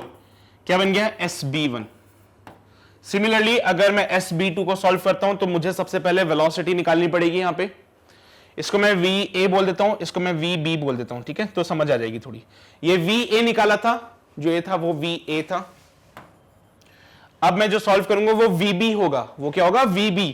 तो VB को सॉल्व करते हैं, तो VB is equals to 0 plus 2a into t/2। क्या इक्वेशन लगाई, V equals to U plus AT। V is equals to U plus AT। A कितना है, 2a है, टाइम कितना है, t/2 है, ये तो समझते हो ना तुम लोग। चलो भाई नोट कर लीजिए फटाफट से, यहां से सॉल्व किया, AT आ गया हमारे पास। सो VB कितना आता है, AT आता है। तो चलो भाई SB2 सॉल्व कर लेते हैं। SB2 इक्वल्स टू U बोले तो VB into t/2 plus half into 2a into t/2 का होल स्क्वायर। क्या सहमत हो तुम लोग इस बात से। क्या लिखेंगे, VB की जगह AT डॉट t/2 प्लस 2 से 2 मार देना, AT²/4। तो आ जाएगा AT²/2 प्लस AT²/4। बोर हो गए क्या तुम लोग, सो तो नहीं है ना। अरे जाग जाओ यार, कैलकुलेशन ही तो कर रहे हैं हम लोग, क्या कर रहे हैं इससे ज्यादा। जाग जाओ मोहन प्यारे, ठीक है। बी के लिए सॉल्व कर दिया हम लोगों ने, SB1 आ गया, उसके बाद VB निकाल लिया, उसके बाद अभी SB2 के बाद आएंगे। SB2 को सॉल्व करोगे तो मिलेगा, क्या मिलेगा भैया, 4 कर लेना यहाँ पे LCM 2 और 4 का। उसके बाद 2 to the 4 होता है, तो यहाँ पे 280² आ जाएगा, और यहाँ पे आएगा 80², यहाँ पे बनेगा 380²। सो 380²/4 is the value of SB2। अब मैं total distance travelled by the B, particle B कितना निकलेगा, वो बनेगा SB1 प्लस SB2। कर दो फटाफट से सॉल्व। तो SB1 plus SB2 is equals to 80²/4 plus 380²/4। बहुत ही बढ़िया, लाजवाब आंसर आ रहा है 80²। क्या बात है, यहां पे सॉल्व करा 80², पीछे सॉल्व करा 5/3। 80² 5/4 था कि क्या था, 5/8 था शायद। हाँ पहले देखो, SA जो आ रहा है वो है 580²/8, SB जो आ रहा है वो है 80²। कौन बड़ा है बोलो, SB आ रहा है 80²। यकीन नहीं मेरे ऊपर, कैलकुलेशन किया है तुम्हारे सामने। 2 और 4 कैल्शियम 4 आता है, 2 to the 4 होता है, 2 और, ठीक है। तो 380²/4 और वो 80²/4, 80²/4 प्लस 380²/4, 80² बनता है। SB आ रहा है 80², SA आ रहा है 580²। कौन बड़ा है बताओ भाई, मेरे हिसाब से तो SA बड़ा होगा SB से। तुम लोग भी यही कहते हो, तुम लोग भी यही कहते हो कि SA जो है, जो कि 5/8 80² है, तो 80² की जगह लिख दो, तो SA इक्वल्स टू 5/8 SB। क्या कहोगे अब, B बड़ा है ना ए से। अरे हाँ ना, SB बड़ा है SA से। 5/8 करोगे तो 1 से कम मिलेगा, 5/8 करते हो तो 1 से कम वैल्यू मिलती है। 8 से 8 4 32, 8 5 4 32, 40, 8 6 48, 0.6 करके मिलेगी वो वैल्यू, वो 0.6 करके मिलेगा। तो SA is equals to 0.6 SB है। SA is equals to 0.6 SB है। तो ऑब्वियस सी बात है भैया, SA छोटा है, SB बड़ा है। हे भगवान, समझ आ रहा है तुम लोगों को। इसको देख लो यार, ऐसे ऐसे देख लो, ऐसे देख लो, कोई बात नहीं, कोई बात नहीं, अरे कोई दिक्कत नहीं। ये लो, SA इज इक्वल्स टू 0.6 80², वो है 180²। बी जो है वो है 180 स्क्वायर, एस ए जो है वो है 0.680 स्क्वायर। अब तो समझ गए होंगे ना कौन बड़ा है सर, एस बी बड़ा है एस ए से। वही बात है जो मैं कहना चाहता हूं, कुछ भी नया नहीं है ना, परेशान मत होना। ठीक है, ये सॉल्व किया, अप्रोक्सीमेटली 0.6 ले लेना, 80 स्क्वायर बन रहा है। तो एस बी जो है वो 180 स्क्वायर है, एस ए जो है 0.680 स्क्वायर है, तो बी बड़ा हुआ ना ए से। हाँ तो ये तो समझा रहे तुम लोग तो अब से। तो एक काम करो, ये वाला पार्ट तो नोट कर लिया था तुम लोगों ने, उसके अलावा इसको नोट कर लो, फिर आगे बढ़ते हैं हम लोग। समझ रहे हो ना तुम लोग? अरे सो मत जाना यार, है ना? हाँ हो गया, बढ़े आगे आओ भाई। सो क्वेश्चन नंबर 7 कंप्लीट है, बहुत बढ़िया। आगे बढ़ते हैं, अगले सवाल पे आते हैं। क्वेश्चन नंबर 8 क्या कहते हैं, आओ देखिए। If a particle is accelerating, it is either speeding up or speeding down. Do you agree with this statement? क्या ये बात से तुम सहमत हो कि अगर कोई पार्टिकल एक्सेलरेट कर रहा है तो उसका मतलब है स्पीडिंग अप और स्पीडिंग डाउन? देखो भाई, इसका मतलब ये नहीं होता है, एक्सेलरेशन का मतलब स्पीडिंग अप और स्पीडिंग डाउन का मतलब नहीं होता है। हालांकि मैं तुम्हें जब पहले बता रहा था वो यही चीज बोल रहा था, लेकिन समझो बात को, वो है क्या एक्चुअली।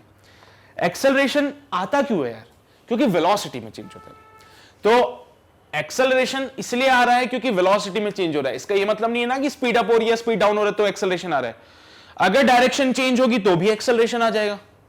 एक्सेलरेशन को स्पीड के ऊपर डिपेंड नहीं कर रहा है। एक्सेलरेशन जो है वो किस पे डिपेंड करता है? चेंज इन वेलोसिटी पे डिपेंड करता है वो। तो अगर वेलोसिटी में चेंज होगा तो जाके एक्सेलरेशन आएगा।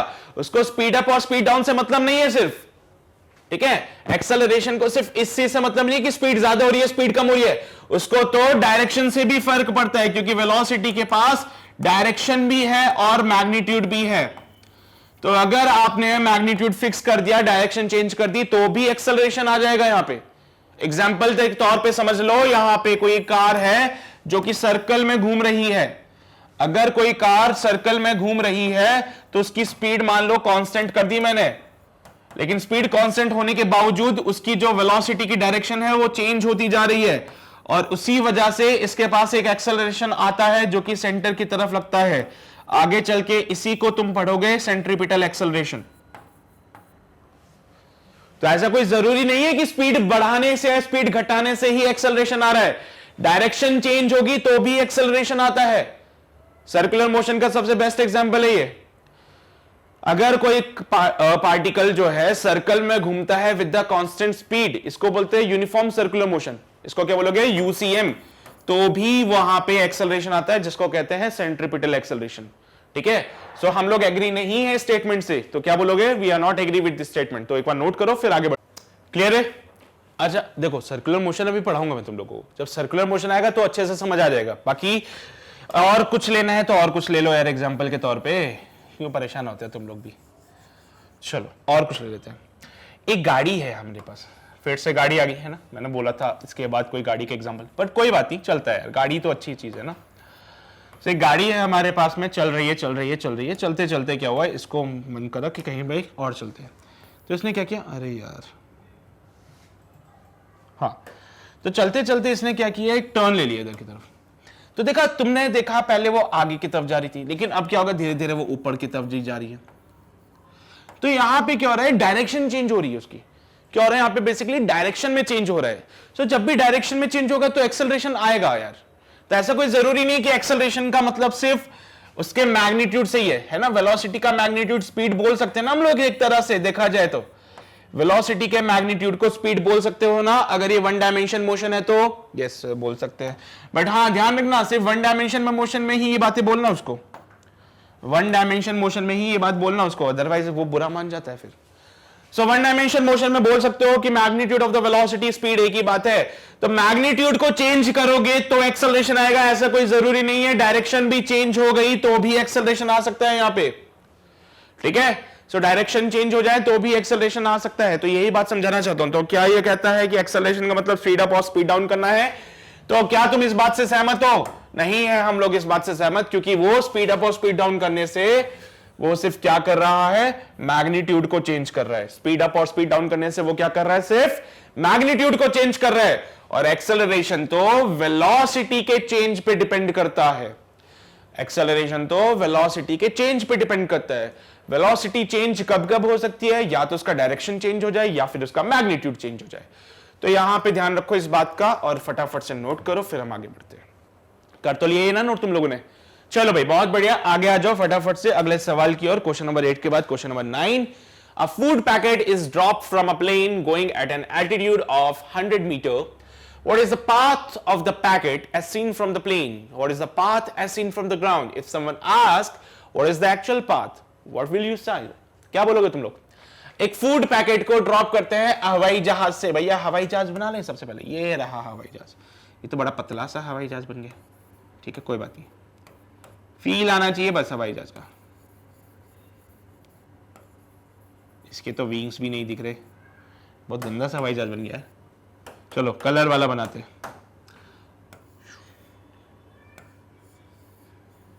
आप सही लग रहा है, बहुत बढ़िया, ये है ठीक है। अब क्या हो रहा है बेसिकली, इस हवाई जहाज से हमने फूड के पैकेट को ड्रॉप किया, ये आगे की तरफ जा रहा है, यहां से फूड का पैकेट हमने ड्रॉप कर दिया। ड्रॉप करना मतलब छोड़ दिया, सिर्फ फेंका नहीं उसको, ऐसे नहीं फेंका कि नीचे की तरफ फेंक दिया उसको, तो सिर्फ ड्रॉप करा है। ड्रॉप करना मतलब छोड़ दिया। जैसे ही तुमने छोड़ा तो वेलोसिटी जो हवाई जहाज की थी वही वेलोसिटी इस पैकेट को भी मिल जाती है। अब चलती हुई बस से अगर तुम कूदोगे तो कहां गिरोगे? चलती हुई बस से अगर उतरोगे तो कहां की तरफ गिरोगे? चलती हुई बस से अगर तुम उतरते हो तो कहां गिरते हो? बोलो, आगे की तरफ कि पीछे की तरफ? आगे की तरफ गिरते हो ना। क्यों गिरते हो तुम आगे की तरफ? क्योंकि जब तुम्हें किसी चलती हुई बस से उतरते हो तो तुम्हारे पास भी बस की वेलोसिटी होती है। बस अगर 5 किलोमीटर पर आवर से आगे बढ़ रही है तो तुम भी 5 किलोमीटर पर आवर से आगे बढ़ रहे हो। तभी तो तुमने देखा है ट्रेन वगैरह में वो अंकल लोग जो उतरते हैं पहले भागते हैं, अगर वो भागेंगे नहीं तो गिर जाएंगे। देखा है चलती हुई ट्रेन से कोई उतरता है, वैसे करना नहीं चाहिए, बहुत गलत बात है, पर अगर चलती हुई ट्रेन से कोई उतरता है, चलती हुई बस से कोई उतरता है तो वो भागता है पहले, तो जाके फिर वो स्टेबल होता है। अगर वो उतर के खड़ा हो जाएगा ना आगे जाके गिर जाएगा, क्योंकि उसके पास बस की वेलोसिटी है यार। वैसे ही एरोप्लेन से जब आपने पैकेट को ड्रॉप करा तो उसके पास भी एरोप्लेन की वेलोसिटी है। अगर velocity of the aeroplane u है तो पार्टिकल को भी मिलेगा u।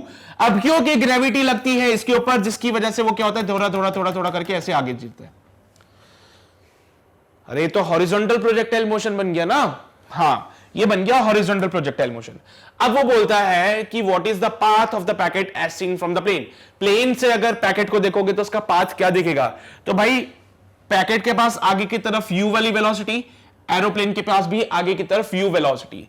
धीरे धीरे पैकेट के पास एक्सेलरेशन की वजह से एक वेलोसिटी और आएगी जो कि नीचे की तरफ होगी, जिसको हम vy कहते हैं, और ये u आगे ही रहेगा। हर पॉइंट पे u आगे की तरफ रहेगा, नीचे एक वेलोसिटी ऐड ऑन हो जाएगी जिसको कि vy बोलते हैं, यानी कि वर्टिकल वेलोसिटी। तो एक बात समझ आती है यहां से कि अगर एरोप्लेन u स्पीड से आगे जा रहा है तो पार्टिकल भी, हमारा फूड पैकेट भी u स्पीड से आगे ही जा रहा है। मतलब कि एरोप्लेन वाले को पार्टिकल सिर्फ नीचे गिरता हुआ दिखेगा, उसको नहीं दिखेगा ऐसे पैराबोलिक पाथ पे जाता हुआ, उसको सिर्फ पार्टिकल नीचे गिरता हुआ दिखेगा। बिकॉज जितनी देर में वो एरोप्लेन आगे बढ़ता है उतनी देर में पैकेट भी आगे जाता है साथ में। क्यों? क्योंकि इनिशियली पैकेट के पास एरोप्लेन की वेलोसिटी थी, इनिशियली पैकेट के पास एरोप्लेन की वेलोसिटी थी, जिसकी वजह से जितना डिस्टेंस एरोप्लेन कवर करता है उतना डिस्टेंस पार्टिकल भी कवर करता है। तो मान लीजिए एरोप्लेन अभी यहां पे पहुंचा है क्योंकि उसके पास u वेलोसिटी है। After some time t time के बाद ये एरोप्लेन अगर यहां पहुंचता है तो t टाइम के बाद ये पार्टिकल भी यहां पे ही होगा, कहीं पे यहां पे होगा, ठीक है। सो टी टाइम पे अगर वो एरोप्लेन हमारा यहां पहुंच जाता है तो टी टाइम पे वो फूड पार्टिकल जो पैकेट है, फूड का पैकेट, वो भी यहां पे पहुंच जाएगा। यहां पे पहुंच गया, देखो हॉरिजॉन्टल डिस्टेंस सेम ट्रेवल किए, बस वो वर्टिकली नीचे आ रहा है, तो उसको क्या दिखेगा? पहले फूड पैकेट पास में था, फिर थोड़ा सा दूर हुआ, फिर थोड़ा और दूर हुआ, फिर और दूर हुआ, फिर और दूर हुआ, तो उसको तो सिर्फ पार्टिकल जो पैकेट है वो नीचे जाता हुआ दिखेगा। एरोप्लेन वाले को तो पैकेट सिर्फ नीचे जाता हुआ दिखेगा, क्योंकि आगे जाने की स्पीड दोनों की सेम है, आगे जाने की स्पीड दोनों की सेम है। रिलेटिव की थोड़ी बहुत बातें तो पता है ना तुम लोगों को, रिलेटिव मोशन हॉरिजॉन्टल डायरेक्शन में दोनों की सेम वेलोसिटी है, तो दोनों का रिलेटिव वेलोसिटी 0 हो जाएगा। और रिलेटिव वेलोसिटी जीरो मतलब एरोप्लेन वाले के लिए ये फूड पैकेट हॉरिजॉन्टल मोशन नहीं कर रहा है, तो क्या कर रहा है? वर्टिकल मोशन कर रहा है। तो अगर आप इस चीज को, पैकेट को एरोप्लेन से देखते हो तो आपको वर्टिकली डाउनवर्ड जाता हुआ दिखता है along a straight line with respect to plane. Food packet goes vertically downward. Food packet, PKT लिख देता हूं ना, पॉकेट नहीं है वो, पैकेट लिखा है मैंने, ध्यान से लिख लेना, पीकेटी लिख दिया बस मैंने अगले। गोज वर्टिकली, दिख तो रहा है ना तुम लोगों को क्या लिख रहा हूं मैं यहां पे? Downward along a straight line, along a straight line. तो भाई एरोप्लेन वाले के लिए पार्टिकल, जो पैकेट है, सॉरी पार्टिकल बोल रहा हूं बार बार, आदत होगी यार क्या करूं। तो ये जो पैकेट है वो नीचे की तरफ जा रहा है अलोंग अ स्ट्रेट लाइन, नीचे की तरफ जा रहा है अलोंग अ स्ट्रेट लाइन, ठीक है। तो एरोप्लेन वाले को तो ये दिखता है। अब तुम खड़े हो नीचे, है ना, तुम तो क्रिकेट खेल रहे थे वहां पे नीचे, तो तुमने देखा यार हवाई जहाज ने कुछ फेंका है। तुम खड़े नीचे, तुमने देखा यार हवाई जहाज ने कुछ फेंका है, तो तुम्हें क्या दिखेगा? वो तुम्हारे पास कोई वेलोसिटी है क्या? नहीं, हमारे पास कोई वेलोसिटी नहीं, हम तो क्रिकेट खेल रहे थे बढ़िया मस्त एकदम, ठीक है। बैटिंग तो तुम्हें मिली नहीं, तो तुम फील्डिंग कर रहे थे, तो तुम्हारी वेलोसिटी तो जीरो है, तुम एक जगह खड़े हो सिर्फ। अब तुम जब एक जगह खड़े हो तो तुमने तो देखा यार एरोप्लेन ने पैकेट को फेंका है, तो पैकेट की दोनों वेलोसिटी तुम्हें नजर आएगी, क्योंकि तुम्हारी वेलोसिटी खुद की जीरो है और तुम ग्राउंड पे खड़े हो, तो तुम्हें पैकेट की दोनों वेलोसिटी नजर आएगी, यू वाली और वी वाई वाली, यू वाली वी वाई वाली। अगर तुम एरोप्लेन के अंदर होते तो तुम्हारे पास भी यू वेलोसिटी होती, तो तुम्हें सिर्फ एक ही वेलोसिटी दिखती वी वाई वाली, लेकिन तुम क्योंकि बाहर ग्राउंड पे खड़े हो इसलिए तुम्हें दोनों वेलोसिटीज दिख रही है, इसलिए तुम्हारे लिए वो एक पैराबोलिक पाथ फॉलो करेगा। तो तुम लोग क्या बोलोगे? तुम लोग से पूछे कि भैया पैकेट क्या कर रहा है, तो तुम क्या बोलोगे? तुमसे पूछा पैकेट क्या कर रहा है, तो तुमने बोला travels parabolic path.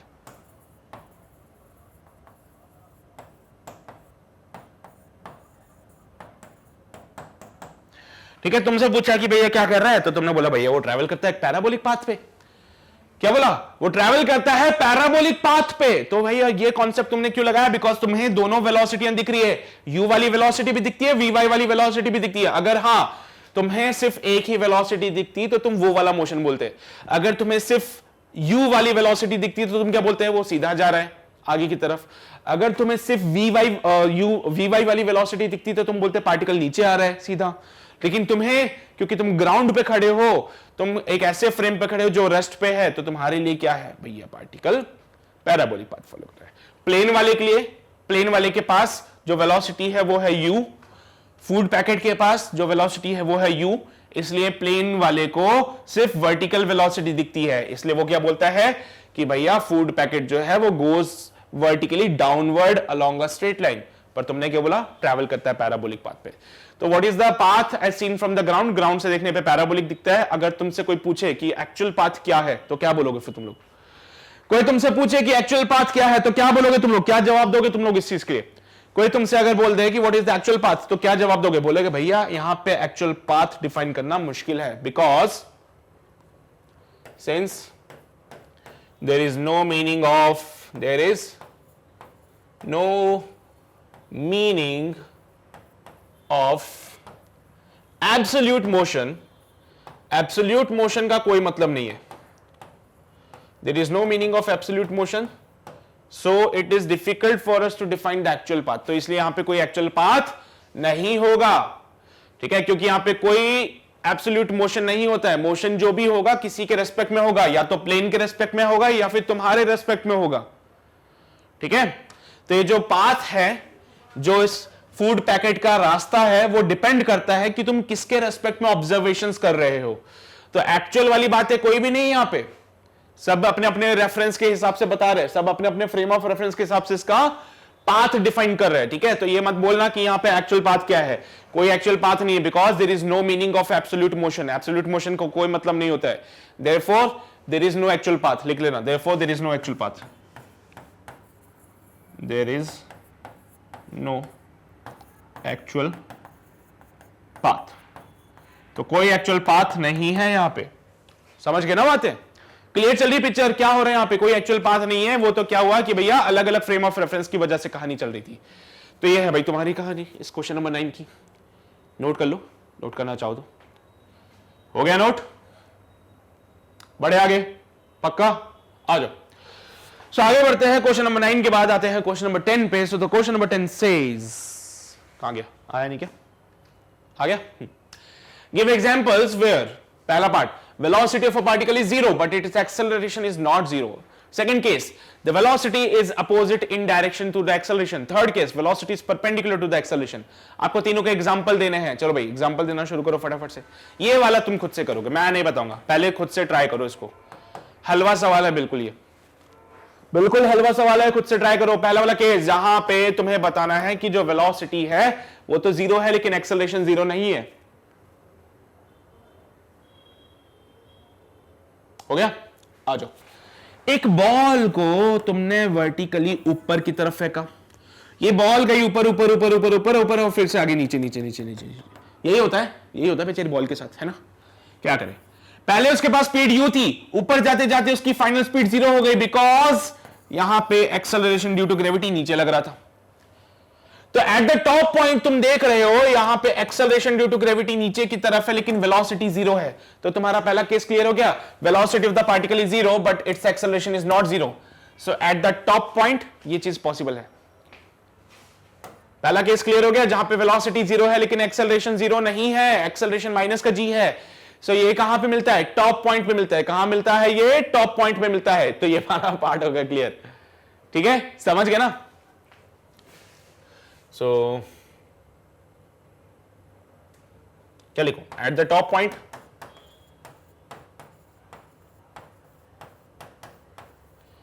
when ball is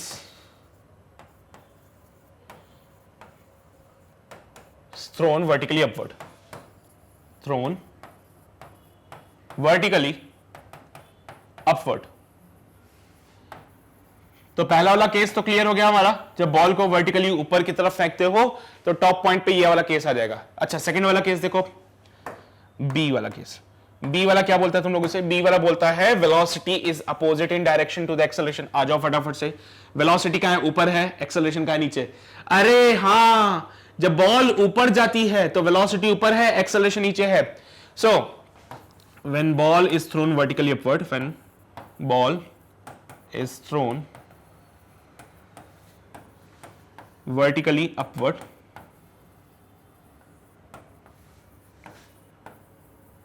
so during the ascending, जब बॉल ऊपर जाती है, जब बॉल ऊपर जाती है तो यहां पे क्या होता है? वेलोसिटी और एक्सेलरेशन दोनों अपोजिट डायरेक्शन में होते हैं and acceleration are in opposite direction, they are in the opposite direction। तो यहां पे क्या हो गया? बॉल जो वेलोसिटी जो है और जो एक्सेलरेशन है वो क्या है? अपोजिट डायरेक्शन में। ये तुम्हारा ए वाला पार्ट क्लियर हो गया, ये तुम्हारा बी वाला पार्ट क्लियर हो गया। सी वाला पार्ट क्या बोलता है? Velocity is perpendicular to the acceleration. अरे यार ये भी बता दे। हाँ हाँ बिल्कुल, आ जाओ भाई बता दे इसको भी, ये भी जानते हो। अब फिर से हम प्रोजेक्टाइल मोशन का केस ले लेते हैं जिसमें बॉल को किसी एंगल पे फेंका है। बॉल को अगर किसी एंगल पे फेंका तो क्या हुआ? ये लो भाई, बॉल ऐसे जाती है। Eight the top most point ball के पास वेलोसिटी होती है given by u cos theta, where theta v is the velocity, theta is the angle made with the horizontal। एक पार्टिकल को अगर हॉरिजॉन्टल से थीटा एंगल पे प्रोजेक्ट करते हो तो टॉप मोस्ट पॉइंट पे उसके पास वेलोसिटी है v cos थीटा। अब यहां पे अगर ये v cos थीटा है तो क्या, जस्ट टेल मी, यहां पे एक्सेलरेशन कहां होगा? Always acting downward, acceleration due to gravity. क्या है ये? Acceleration due to gravity acting in the vertically downward direction. Velocity वहां पे दोनों के बीच का एंगल 90 डिग्री का बनता है। ये तुम्हारा थर्ड केस हो गया। समझ गए ना क्या हो रहा है? थर्ड केस में पार्टिकल को प्रोजेक्ट किया, जैसे पार्टिकल को प्रोजेक्ट किया तो भैया क्या हुआ? v cos थीटा वाला कंपोनेंट इधर की तरफ है, vy जीरो हो जाता है। यहाँ पे vy नहीं है, कोई ऊपर वाली वेलोसिटी नहीं है यहाँ पे, है ना? ऊपर वाली वेलोसिटी नहीं है, हॉरिजॉन्टल वेलोसिटी है, एक्सेलरेशन नीचे लग रहा है, 90 डिग्री का एंगल बन गया। तो भाई देखो तुम्हारे तीनों केस क्लियर हो गए। पहला वाला case at the top point, जब बॉल को वर्टिकली ऊपर फेंकते हैं तो वहां पे क्या होता है, वेलोसिटी जीरो हो जाती है, लेकिन एक्सेलरेशन माइनस का जी होता है। सेकंड वाले केस में जब बॉल ऊपर जा रही होती है, during ascending of the ball, जब बॉल ऊपर जा रही होती है तो वहां पे क्या होता है, वेलोसिटी ऊपर होती है, एक्सेलरेशन नीचे होता है, तो वेलोसिटी और एक्सेलरेशन दोनों अपोजिट डायरेक्शन में हो जाते हैं। तीसरे केस में अब मैंने क्या किया, वर्टिकली ऊपर नहीं फेंका, किसी एंगल पे फेंका। अब मैंने बॉल को वर्टिकली ऊपर नहीं फेंका, बॉल को किसी एंगल पे फेंका। जैसे बॉल को मैंने किसी एंगल पे फेंका, ये प्रोजेक्टाइल मोशन हो गया। प्रोजेक्टाइल मोशन में हमने बोला है eight the top point v by zero हो जाता है, तो एक ही वेलोसिटी बचती है v cos थीटा वाली, जो कि g के परपेंडिकुलर होती है। यही है बस। तो हो गए तुम्हारे तीनों केस। एक काम करो, पहले इसको नोट कर लो, फिर थर्ड वाले केस के ऊपर पे आते हैं। हो गया, कर लिया नोट। ये वाला भी लिख लेना यहां पे, velocity vx perpendicular to g। ठीक है ना। चलिए भाई, बहुत बढ़िया, हो गया ये सारी काम खत्म। अब हम आगे बढ़ते हैं हमारे नेक्स्ट क्वेश्चन की ओर। क्वेश्चन नंबर 11 क्या कहता है, देखते हैं। Figure shows the x coordinate of a particle as a function of time. Find the sign of vx at vx and ax। अच्छा, ओके। वेलोसिटी और एक्सेलरेशन का आपको साइन बताना है t1 पे, t2 पे और t3 पे। चलो भाई शुरू हो जाओ। ग्राफ का क्वेश्चन है। तुम्हें पता है कि अगर मुझे पोजीशन वर्सेस टाइम का ग्राफ दे दिया जाए तो उसका स्लोप निकालने से हमें क्या मिलता है, वेलोसिटी मिल जाता है ना। तो सॉल्व करते हैं। At t is equals to t1। क्या बोल रहे हो तुम लोग, सॉल्व करोगे क्या? ठीक है, कर लो, एक बार कर लो। वीडियो को पॉज करो, खुद से ट्राई करो, चेक करो फिर आंसर आता है कि नहीं आता। कर लिया ट्राई? पक्का? आ जाओ, मैं सॉल्व कराता हूं।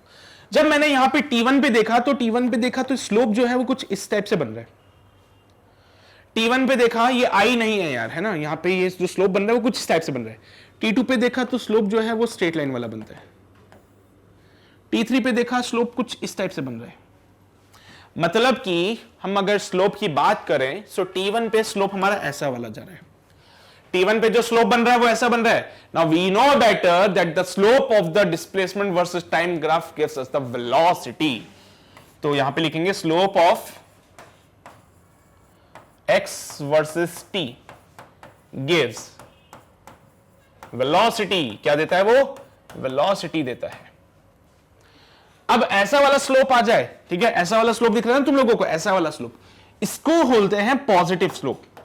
इसको बोलते हैं पॉजिटिव स्लोप। क्यों बोलते हैं? क्योंकि यहां पे जो एंगल बनाता है ये एक्स एक्सिस के साथ में, वो होता है थीटा लेस देन 90 डिग्री। और टैन थीटा, क्योंकि स्लोप का फॉर्मूला हमें पता है टैन थीटा होता है, सो वो जो होता है m equals to tan theta, ये ऑलवेज पॉजिटिव होती है। ठीक है, तो अगर थीटा का वैल्यू 90 डिग्री से कम है तो टैन थीटा ऑलवेज पॉजिटिव होगा, इसलिए मैंने बोला ऐसा वाला स्लोप पॉजिटिव होता है। तो यहां पे वेलोसिटी का जो साइन होगा वो कैसा होगा? पॉजिटिव हो जाएगा। वेलोसिटी कैसी होगी? यहां पे पॉजिटिव होगी, बिकॉज स्लोप कैसा है? पॉजिटिव वाला है। अच्छा, ये तो वेलोसिटी की कहानी। एक्सेलरेशन का क्या हाल होगा? एक्सेलरेशन को देखा तो यहां पे वेलोसिटी कैसी है? पॉजिटिव है सर वेलोसिटी, और साथ ही साथ पॉजिटिव होने के साथ साथ वो इंक्रीजिंग भी है। देखो भाई, धीरे धीरे क्या हो रहा है? स्लोप इंक्रीज होता जा रहा है। धीरे धीरे स्लोप जो है वो इंक्रीज होता जा रहा है, मतलब कि वेलोसिटी धीरे धीरे बढ़ती जा रही है। पहले देखो स्लोप कम था, फिर इंक्रीज हुआ, फिर इंक्रीज हुआ, फिर और इंक्रीज हुआ, फिर और इंक्रीज हुआ, मतलब कि स्लोली स्लोली जो है ये स्लोप इंक्रीज होता जा रहा है। अगर ऐसा स्लोप होता है तो कम होता है, ऐसा बनेगा तो और बढ़ेगा, ऐसा बनाओगे और बढ़ेगा, ऐसे में मैक्सिमम स्लोप हो जाता है। तो स्लोप की वैल्यू धीरे धीरे इंक्रीज हो रही है ना, स्लोप धीरे धीरे इंक्रीज हो रहा है। तो यहां पे जो स्लोप है वो इंक्रीजिंग है, तो यहां पे एक्सेलरेशन भी पॉजिटिव होगा, as slope is increasing. Slope increase होने का मतलब क्या है? वेलोसिटी इंक्रीज हो रही है। So we can say that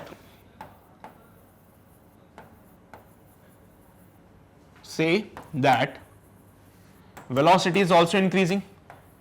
Velocity is also increasing. और अगर velocity भी increasing हो रही है, so can you just tell me कि initial velocity और final velocity में ये बोल दूं कि final velocity initial से ज्यादा होगी, क्योंकि velocity धीरे धीरे increase हो रही है। वेलोसिटी धीरे धीरे इंक्रीज हो रही है तो फाइनल वेलोसिटी बड़ी होती है इनिशियल वेलोसिटी से। और एक्सेलरेशन की कहानी क्या है? Delta V by delta T, v final minus v initial upon delta T. Time कभी नेगेटिव होता है? नहीं होता है। फाइनल वेलोसिटी इनिशियल से बड़ी है तो एक्सेलरेशन कैसा आएगा? पॉजिटिव आएगा। एक्सेलरेशन कैसा आएगा? पॉजिटिव आएगा। देख लो फटाफट से, लिख लो इसको, फिर T2 को सॉल्व करेंगे, फिर T3 पे भी आएंगे। समझ गए ना? ऐसा वाला स्लोप कभी भी दिख जाए बोलना पॉजिटिव है, बिकॉज एक्स एक्सिस के साथ में ये स्लोप हमेशा जो एंगल बनाता है वो 90 डिग्री से कम होता है, और अगर ये 90 डिग्री से कम है तो tan की वैल्यू ऑलवेज पॉजिटिव होती है, तो स्लोप हमेशा हमेशा पॉजिटिव। तो वेलोसिटी पॉजिटिव है, लेकिन एक्सेलरेशन पॉजिटिव क्यों हुआ? क्योंकि स्लोप जो है वो इंक्रीजिंग भी है। मैंने देखा कि पहले स्लोप ऐसा था, फिर ऐसे हुआ, फिर ऐसे हुआ, फिर ऐसे हुआ, मतलब स्लोप धीरे धीरे इंक्रीज होता जा रहा है। स्लोप अगर स्लोली इंक्रीज हो रहा है, that means velocity slowly increase हो रही है। वेलोसिटी इंक्रीज होने का मतलब है कि फाइनल वेलोसिटी इनिशियल से ज्यादा होगी, तो acceleration delta V by delta T, बोले तो V final minus V initial upon delta T. Final velocity initial से ज्यादा है तो एक्सेलरेशन पॉजिटिव। समझे? चलो भाई T2 को सॉल्व करते हैं। T2 पे देखा तो हमें कुछ और ही दिखा, आओ तुम्हें भी दिखाएं। At T equals to T2, at T is equals to T2, T2 पे मैंने देखा स्लोप हमारा 0 है। T2 पे मैंने देखा स्लोप जो है वो 0 मिल रहा है, बिकॉज थीटा यहां पे 0 है और tan थीटा जो होता है वो 0 ही होता है। तो यहां पे स्लोप 0 है, यहां पे कोई एंगल नहीं बन रहा है एक्स एक्सिस के साथ में, यही स्लोप है, यही एक्स एक्सिस है। तो यहां पे एक्स एक्सिस के साथ कोई एंगल नहीं बन रहा है क्योंकि यही हमारा एक्स एक्सिस है और यहीं पे हमारी लाइन ऐसे भी बनी हुई है। तो यहां पे थीटा कितना हो गया? 0 डिग्री हो गया, तो स्लोप हमारे 0 है, मतलब वेलोसिटी यहां पे 0 हो जाएगी। वेलोसिटी यहां पे 0 है, अगर वेलोसिटी 0 है तो एक्सेलरेशन की कहानी क्या बोलती है? 0। क्यों? बिकॉज अगर वेलोसिटी ही 0 है तो भैया एक्सेलरेशन क्या करेगा? चलो भाई मान लो ये चेंज इन वेलोसिटी है पर 0 तो है ना। अरे अगर वेलोसिटी में चेंज ही 0 हो जाएगा तो एक्सेलरेशन क्या करेगा? वेलोसिटी यहां पे कैसी रहेगी? 0 रहेगी, तो एक्सेलरेशन उस केस में क्या होगा? 0 रहेगा। एक्सेलरेशन यहां क्या रहेगा? 0 रहेगा। तो T इक्वल्स टू T2 पे वेलोसिटी 0 है। वेलोसिटी 0 होने का मतलब यह है कि यहां पे वेलोसिटी में कोई चेंज नहीं है। वेलोसिटी में कोई चेंज नहीं है तो एक्सेलरेशन भी क्या हो जाएगा? 0 हो जाएगा। फिर थर्ड वाला part, at T is equals to T3। T equals to T3 की कहानी क्या बोलती है कि T3 पे जो स्लोप है वो ऐसा वाला है। ऐसा वाला स्लोप होने का मतलब क्या होता है? आओ दिखा देते हैं। ऐसा वाला स्लोप क्या देता है? पॉजिटिव या नेगेटिव? देखते हैं। एक्स एक्सिस से बना के देखो एंगल, एक्स एक्सिस से एंगल बनाया है थीटा। थीटा की वैल्यू जो है वो है थीटा की जो वैल्यू यहां पे मुझे मिलेगी वो 90 डिग्री से तो बड़ी है, हाँ 90 डिग्री से बड़ी है, लेकिन 180 डिग्री से छोटी है। अगर वो पूरा यहां तक आता तो 180 डिग्री होता। तो स्लोप हमारा ऐसा है, ऑब्ट्यूस एंगल बना रहा है, तो दैट मींस थीटा की वैल्यू जो है वो 90 डिग्री से बड़ी है और 180 डिग्री से छोटी है। अब ऐसे केस में हम आते हैं सेकंड क्वाड्रेंट में। कहां आते हो तुम लोग? Second quadrant. अब सेकंड क्वाड्रेंट में आ गए तो जरा मुझे ASTC रूल भी बता दो। All sign tan cos. Second quadrant में सिर्फ साइन पॉजिटिव होता है, बाकी सब नेगेटिव होते हैं। सेकंड क्वाड्रेंट में सिर्फ साइन पॉजिटिव, बाकी सब नेगेटिव। तो स्लोप जो है वो टैन थीटा होता है और टैन थीटा कैसी वैल्यू देगा? नेगेटिव। ठीक है, तो अगर ऐसी वाली लाइन है तो स्लोप नेगेटिव, ऐसी वाली लाइन है तो पॉजिटिव। याद रखो, तरीका भी बता दिया वैसे तो मैंने कि यहां पे जो थीटा है वो 90 से 180 है सेकंड क्वाड्रेंट में। सेकंड क्वाड्रेंट में सिर्फ साइन पॉजिटिव होता है, सो tan थीटा क्या होगा? नेगेटिव होगा। तो स्लोप हमारा कैसा है? यहां पे नेगेटिव है, तो यहां पे वेलोसिटी भी नेगेटिव होगी। वेलोसिटी नेगेटिव है तो एक्सेलरेशन का क्या हाल है? देखो भाई, स्लोप पहले ज्यादा था, धीरे धीरे स्लोप कम होता जा रहा है। स्लोप पहले ज्यादा था, धीरे धीरे स्लोप कम होता जा रहा है, मतलब वेलोसिटी डिक्रीजिंग है। ठीक है, तो यहां पे एक्सेलरेशन कैसा आएगा? नेगेटिव आएगा, एज स्लोप इज डिक्रीजिंग,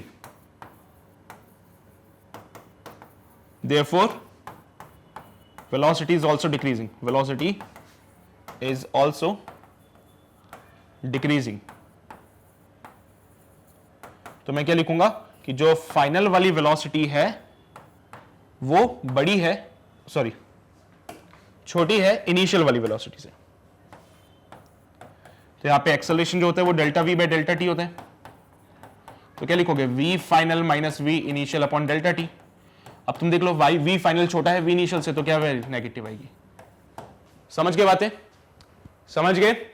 वही बातें हैं, स्लोप डिक्रीजिंग है, वेलोसिटी भी डिक्रीजिंग है, मतलब फाइनल वेलोसिटी कम होगी इनिशियल वाली से, तो ऐसे केस में acceleration delta v bye delta T होता है, v final minus v initial.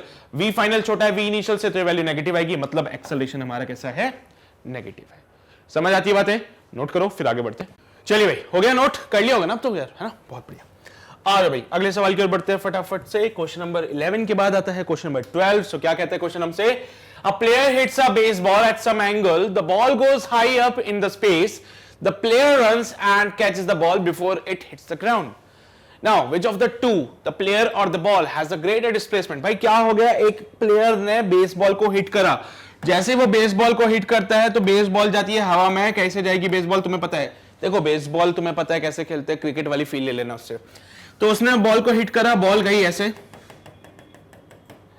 अब इस बॉल को पकड़ने के लिए एक प्लेयर भागता है, पहले उसने बॉल को हिट करा, उसके बाद अब वो खुद भी भाग रहा है, तो भाई एक दूसरा प्लेयर है जो भागा बॉल को कैच करने के लिए। बेसबॉल गई ऐसे, प्लेयर भागेगा। अब अरे प्लेयर थोड़ी ऐसे हवा में उड़ते हुए जाएगा, है ना, वो तो जमीन पे भाग सकता है। तो ये प्लेयर है जो कि भागता है बॉल को कैच करने के लिए, और यहां पे आके उसने बॉल को क्या किया, कैच कर लिया। बहुत बढ़िया, उसने क्या किया, बॉल को कैच कर लिया। तो बोलो भाई किसका डिस्प्लेसमेंट ज्यादा है, किसका कम है। तो तुम समझदार हो, किसी भी बॉल को कैच करने के लिए, किसी भी बॉल को कैच करने के लिए आपको सेम टाइम पे सेम जगह पे होना चाहिए। अगर सपोज करो इस बॉल को यहां से पॉइंट ए से पॉइंट बी तक जाने में टाइम टी लग रहा है, ठीक है, बॉल को अगर ए से बी तक जाने में टाइम अगर टी लग रहा है, तो प्लेयर को भी टी टाइम में वहां पे पहुंचना है। अगर वो टी टाइम पे वहां नहीं पहुंचता तो वो बॉल को कैच नहीं कर पाएगा कभी भी। तो बॉल को कैच करने के लिए इस प्लेयर को भी सेम टाइम पे वहां पहुंचना पड़ेगा जहां पे बॉल है। तो बॉल का ये बन गया इनिशियल पोजीशन, प्लेयर का भी ये बन गया इनिशियल पोजीशन, बॉल का ये बन गया फाइनल पोजीशन, प्लेयर का भी बन गया ये फाइनल पोजीशन। तो बताओ भाई डिस्प्लेसमेंट किसका ज्यादा? अरे सेम रहेगा ना डिस्प्लेसमेंट दोनों का। क्यों? क्योंकि दोनों के इनिशियल पोजीशन, दोनों के फाइनल पोजीशन सेम है। सो क्या बोलेंगे, दोनों का डिस्प्लेसमेंट सेम है। Since initial and final position, initial and final position for both players, for both players नहीं, ball and players है ना, is same. Therefore both have same displacement. सही बात लिखी नहीं, बिल्कुल दोनों का इनिशियल और फाइनल पोजीशन सेम है, इसलिए दोनों का डिस्प्लेसमेंट भी सेम होगा। समझे बात को? अच्छा, अगर मान लो ये बॉल v वेलोसिटी से जाती है making an angle of theta with the horizontal, तो इस प्लेयर को कितनी स्पीड से भागना पड़ेगा बताओ? अगर ये बॉल जाती है v वेलोसिटी से making an angle of theta with the horizontal, तो प्लेयर को कितनी स्पीड से भागना पड़ेगा बॉल को पकड़ने के लिए? तो भैया जो बॉल के पास हॉरिजॉन्टल कंपोनेंट है वेलोसिटी का, जिस can be written as v cos theta, तो प्लेयर को भी उतनी स्पीड से ही भागना पड़ेगा। प्लेयर को भी v cos थीटा की स्पीड से भागना पड़ेगा, तभी जाके वो बॉल को कैच कर सकता है, अदरवाइज वो कैच नहीं कर पाएगा। समझे बात? क्लियर है? कोई समस्या तो नहीं है ना? बहुत बढ़िया, नोट कर लो यार, नोट कर लो। बॉल को कैच करने के लिए सेम टाइम पे सेम जगह होना पड़ेगा, तभी बॉल को कैच कर सकते हैं, अदरवाइज नहीं कर पाओगे ये काम। उसके लिए प्लेयर कितनी स्पीड से भागेगा? बॉल के पास दो वेलोसिटियां होती है, एक तो होती है v sin थीटा, एक होती है v cos theta. v cos theta की वजह से बॉल आगे जाएगी, v sin थीटा की वजह से बॉल ऊपर जाएगी। तो भैया प्लेयर को अगर बॉल को कैच करना है तो उसको भी उतनी ही स्पीड से भागना पड़ेगा जितनी स्पीड से बॉल आगे जा रही है। प्लेयर ऊपर तो जा नहीं सकता ना हवा में, वो आगे ही जाएगा। चलिए भाई, क्लियर होगी बातें? बढ़े आगे, आ जाओ भाई नेक्स्ट क्वेश्चन की ओर चलते हैं। क्वेश्चन नंबर 13 हमसे क्या बोलते हैं, आओ देखें। The increase in the speed of a car is proportional to the additional petrol put into the engine. सीधी सी बात है, गाड़ी में जितना पेट्रोल डालोगे उतनी ज्यादा स्पीड से भागेगी, है ना? हाँ। तो is it possible to accelerate a car without putting more petrol और लेस पेट्रोल? क्या ऐसा कुछ पॉसिबल है जिसमें कार को एक्सेलरेट कर सके विदाउट पुटिंग मोर पेट्रोल और लेस पेट्रोल इनटू इट? हमें तो बस कार को एक्सेलरेट करना है, तो उसके लिए कुछ ऐसा हो सकता है कि बिना पेट्रोल डाले हम कार को एक्सेलरेट कर पाए? कर सकते हैं ऐसा काम? कार को एक्सेलरेट करना है तो क्या ऐसा कर सकते हो कि बिना पेट्रोल के गाड़ी को एक्सेलरेट कर पाओ तुम लोग? मैं तो कर सकता हूं, तुम लोग कर सकते हो? हाँ हाँ, आप कैसे करोगे? धक्का मारोगे गाड़ी को? हाँ, धक्का मारेंगे गाड़ी को तो जाके एक्सेलरेट करेंगे उसको? नहीं यार, एक्सेलरेशन का मतलब क्या है? एक्सेलरेशन का मतलब होता है change in velocity vector upon time. तो वेलोसिटी में चेंज हो रहा है, वो वाली बात है एक्सेलरेशन की। उसको ये थोड़ी मतलब है कि स्पीड ज्यादा हो रही है, स्पीड कम हो रही है। Acceleration not means, acceleration does not means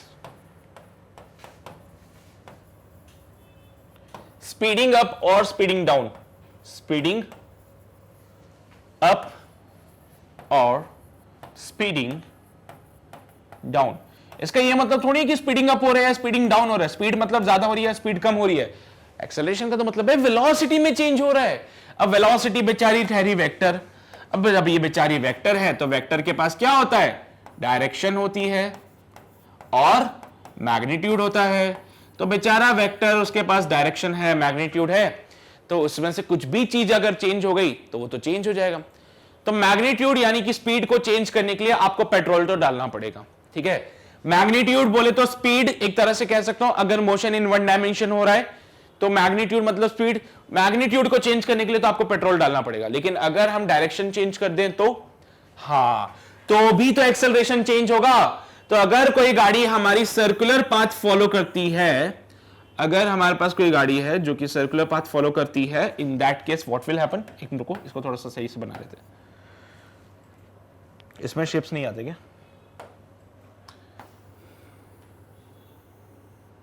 ठीक है, तो कोई गाड़ी अगर सर्कुलर पाथ फॉलो करती है तो क्या होगा? ये हमारे पास वो गाड़ी है जो कि घूम रही है, वेलोसिटी v, स्पीड उसके पास में आ गई, लेकिन हर पॉइंट पे तुम देख रहे हो उसकी वेलोसिटी का डायरेक्शन चेंज हो गया है। हर पॉइंट पे उसका वेलोसिटी का डायरेक्शन चेंज हो रहा है। तो अगर डायरेक्शन चेंज हुआ तो वेलोसिटी चेंज हुई, वेलोसिटी चेंज हुई तो एक्सेलरेशन आता है। तो क्या यह पॉसिबल है कि किसी भी कार को आप एक्सेलरेट कर सकते हो without putting some any petrol in it? Petrol नहीं डाला फिर भी गाड़ी एक्सेलरेट हो गई? हाँ, बिल्कुल कर सकते हैं। अगर उस कार को हम सर्कुलर पाथ पे घुमाते हैं तो उसका मैग्नीट्यूड तो फिक्स रहता है, लेकिन उसका डायरेक्शन जो है वेलोसिटी का वो चेंज हो जाता है। और जब भी वेलोसिटी के डायरेक्शन में चेंज आएगा, we got some acceleration which we known as the centripetal acceleration acting towards the centre. Centre की तरफ एक एक्सेलरेशन आता है जिसको कहते हैं centripetal acceleration. It's a part of a circular motion. अभी तुम लोग समझ जाओगे जब सर्कुलर मोशन के बारे में अच्छे खासे डिटेल नॉलेज लोगे तुम। तो अगर कोई कार को सर्कल में घुमाओगे तो उसकी वेलोसिटी का डायरेक्शन चेंज होता है, डायरेक्शन चेंज की वजह से एक्सेलरेशन आता है जिसको कहते हैं सेंट्रीपिटल एक्सेलरेशन। भले तुम अपनी स्पीड कांस्टेंट रखो, कोई फर्क नहीं पड़ता है। अगर तुम्हारे पास स्पीड कांस्टेंट भी है तो भी कोई फर्क नहीं पड़ता है। स्पीड कांस्टेंट है ना, कोई दिक्कत वाली बात नहीं है। ये एक सेंट्रीपिटल एक्सेलरेशन इसलिए आता है क्योंकि डायरेक्शन चेंज हो रही है। स्पीड की वजह से एक एक्सेलरेशन आता है जिसको हम पढ़ेंगे टेंजेंशियल एक्सेलरेशन कहते हैं उसको। स्पीड में जो चेंज होता है उसकी वजह से आता है टेंजेंशियल एक्सेलरेशन। इसके बारे में अभी नहीं, बाद में चर्चा करेंगे जब सर्कुलर मोशन पढ़ेंगे तो जो अगर मैग्नीट्यूड चेंज होता है वेलोसिटी का तो टेंजेंशियल एक्सेलरेशन आता है। ये जो आप पेट्रोल डाल के स्पीड ज्यादा और कम कर रहे हो ना, उससे टेंजेंशियल एक्सेलरेशन को फर्क पड़ता है, ठीक है? जो आप पेट्रोल डाल के स्पीड कम या ज्यादा कर रहे हो उससे टेंजेंशियल एक्सेलरेशन को फर्क पड़ता है। सेंट्रीपिटल एक्सेलरेशन बोलता है डायरेक्शन चेंज हो गई तो मेरा काम हो गया, बस खत्म, मुझे तो बस डायरेक्ट चेंज करवा दो वेलोसिटी में कैसे भी। तो हमने स्पीड कांस्टेंट कर दिया, सेंट्रीपिटल ने बोला हमें कोई फर्क ही नहीं पड़ता है। हमें फर्क पड़ेगा जब वेलोसिटी का डायरेक्शन चेंज होगा। हमें कब फर्क पड़ेगा? जब वेलोसिटी का डायरेक्शन चेंज होगा। तो यहां पे वेलोसिटी का डायरेक्शन चेंज हुआ, तो डायरेक्शन चेंज की वजह से सेंट्रीपिटल एक्सेलरेशन आया। तो क्या आप किसी कार को एक्सेलरेट कर सकते हो बिना पेट्रोल डाले? हां, अगर उस कार को सर्कुलर पाथ पे घुमाएंगे कांस्टेंट स्पीड से। उसने क्या बोला है? उसने क्या बोला है, इंक्रीज इन द स्पीड। किस पे डिपेंड करता है, पेट्रोल कितना डाल रहे हो आप लोग। हम स्पीड ही कांस्टेंट कर देते हैं यार, हमने स्पीड को कांस्टेंट कर दिया, हमने बोला लो भाई स्पीड कांस्टेंट, बट वेलोसिटी के पास मैग्नीट्यूड और डायरेक्शन दोनों होते हैं। तो अगर तुम मैग्नीट्यूड को फिक्स भी कर देते हो, अगर तुमने मैग्नीट्यूड को कांस्टेंट भी कर दिया, फिर भी उसका डायरेक्शन चेंज होता है, जिसकी वजह से एक्सेलरेशन आता है, जिसको बोलेंगे सेंट्रीपिटल एक्सेलरेशन। तो क्या यह पॉसिबल है कि आपने किसी कार को एक्सेलरेट किया विदाउट पुटिंग मोर पेट्रोल? हाँ बिल्कुल, उसको सर्कुलर पाथ पे घुमा देंगे। ये तुम्हारा आंसर हो गया क्वेश्चन नंबर 13 का। ठीक है, क्लियर है? बढ़े आगे। इसमें कुछ और लिखूं क्या, acceleration means change in velocity. So इधर इफ द मैग्नीट्यूड और the direction changes, the velocity will change and hence the acceleration will change, है ना? Sorry, hence there will be an acceleration. चलो भी, ये हो गया क्वेश्चन नंबर 13 कंप्लीट। अब आ जाओ फटाफट से 14th नंबर का क्वेश्चन। क्या बोलता है, रेन इज फॉलिंग वर्टिकली। हाँ बिल्कुल, हम जानते हैं बारिश जो है वर्टिकल गिरती है। A man running on the road keeps his umbrella tilted, but a man standing on the street kept his umbrella vertical. एक आदमी जो खड़ा है सड़क पे, वो अपने अम्ब्रेला को ऐसे रखता है बारिश से बचने के लिए, है ना? वो अपने अम्ब्रेला को कैसे रखेगा, वर्टिकली रखता है बारिश से बचने के लिए। लेकिन वहीं पे अगर कोई आदमी भाग रहा है, वहीं पे अगर कोई आदमी भाग रहा है, तो उसको अपना अम्ब्रेला ऐसे रखना पड़ता है, टिल्टेड। उसको अपना अम्ब्रेला क्या करना पड़ता है, टिल्टेड रखना पड़ता है भागते हुए पे। अब ऐसा क्यों कर रहा है वो यार, क्या मजा आ रहा है उसको ऐसा करके, बताते हैं। तो उसको अपना अम्ब्रेला टिल्टेड रखना पड़ता है। ऐसा इसलिए होता है क्योंकि जब वो आदमी भागता है तो उसके पास कुछ वेलोसिटी होती है, let's say given by VM, velocity of the man. बारिश के पास भी कुछ वेलोसिटी होती है जिसकी given as VR, velocity of rain. तो जब वो आदमी भागता है तो यहां पे कॉन्सेप्ट आता है रिलेटिव मोशन का, क्योंकि उसके ऊपर जो बारिश गिरती है वो होती है रिलेटिव वेलोसिटी ऑफ बारिश विद रिस्पेक्ट टू मैन। तो यहां पे जो आता है वो आता है VRM, velocity of rain with respect to man. कैसे आया, रिलेटिव का कॉन्सेप्ट पता है ना, वेलोसिटी ऑफ रेन नीचे, वेलोसिटी ऑफ मैन इधर, तो velocity of rain with respect to man can be written as VR minus VM. तो इसकी डायरेक्शन ऐसे कैसे बनी, इसकी डायरेक्शन तो कुछ और बननी चाहिए थी, है ना? तो भाई देखो, सीधा सा फंडा है, तुम्हें पता है इसका डायरेक्शन ऐसे क्यों बनता है, क्योंकि अगर मैं वीआरएम करता हूं तो वीआरएम को लिखते हैं वीआर माइनस वीएम। माइनस का वीएम इधर आएगा, माइनस का वीएम इधर आएगा, वीआर इधर आएगा। तो देखो वीआर इधर आया, माइनस का वीएम इधर आया, तो वीआरएम इधर आता है। सो इसीलिए वो क्या करता है, अपने अम्ब्रेला को वर्टिकल से कुछ एंगल थीटा पे टिल्ट करके रखता है। इसलिए इंसान क्या करेगा, वर्टिकल से अपने अम्ब्रेला को एंगल पे टिल्ट करके रखता है। क्यों, क्योंकि उसके लिए वो जो बारिश है वो सीधी नहीं गिरती, उसकी बारिश उसके लिए टिल्टेड आती है। क्यों हो रहा है, because of the relative velocity, because of the relative motion. ठीक है, तो भाई रिलेटिव मोशन की वजह से क्या हुआ, आदमी को वो बारिश सीधी नीचे ना गिरती, वर्टिकली नीचे ना गिरते हुए उसको टिल्टेड लगती है। तो उसके लिए बारिश कैसे आएगी, मैं वो भी ड्रॉ कर देता हूं।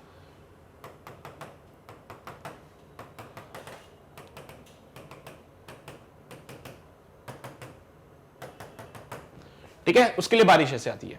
पर यही बात अगर हम सनलाइट के लिए करें, तो भले आदमी चल रहा है या भले आदमी रुका हुआ है, वो अपना अम्ब्रेला क्या करता है, सीधा ही होल्ड करके रखता है ना? अगर सनलाइट से तुम्हें बचना है तो आदमी भले भाग रहा है या भले वो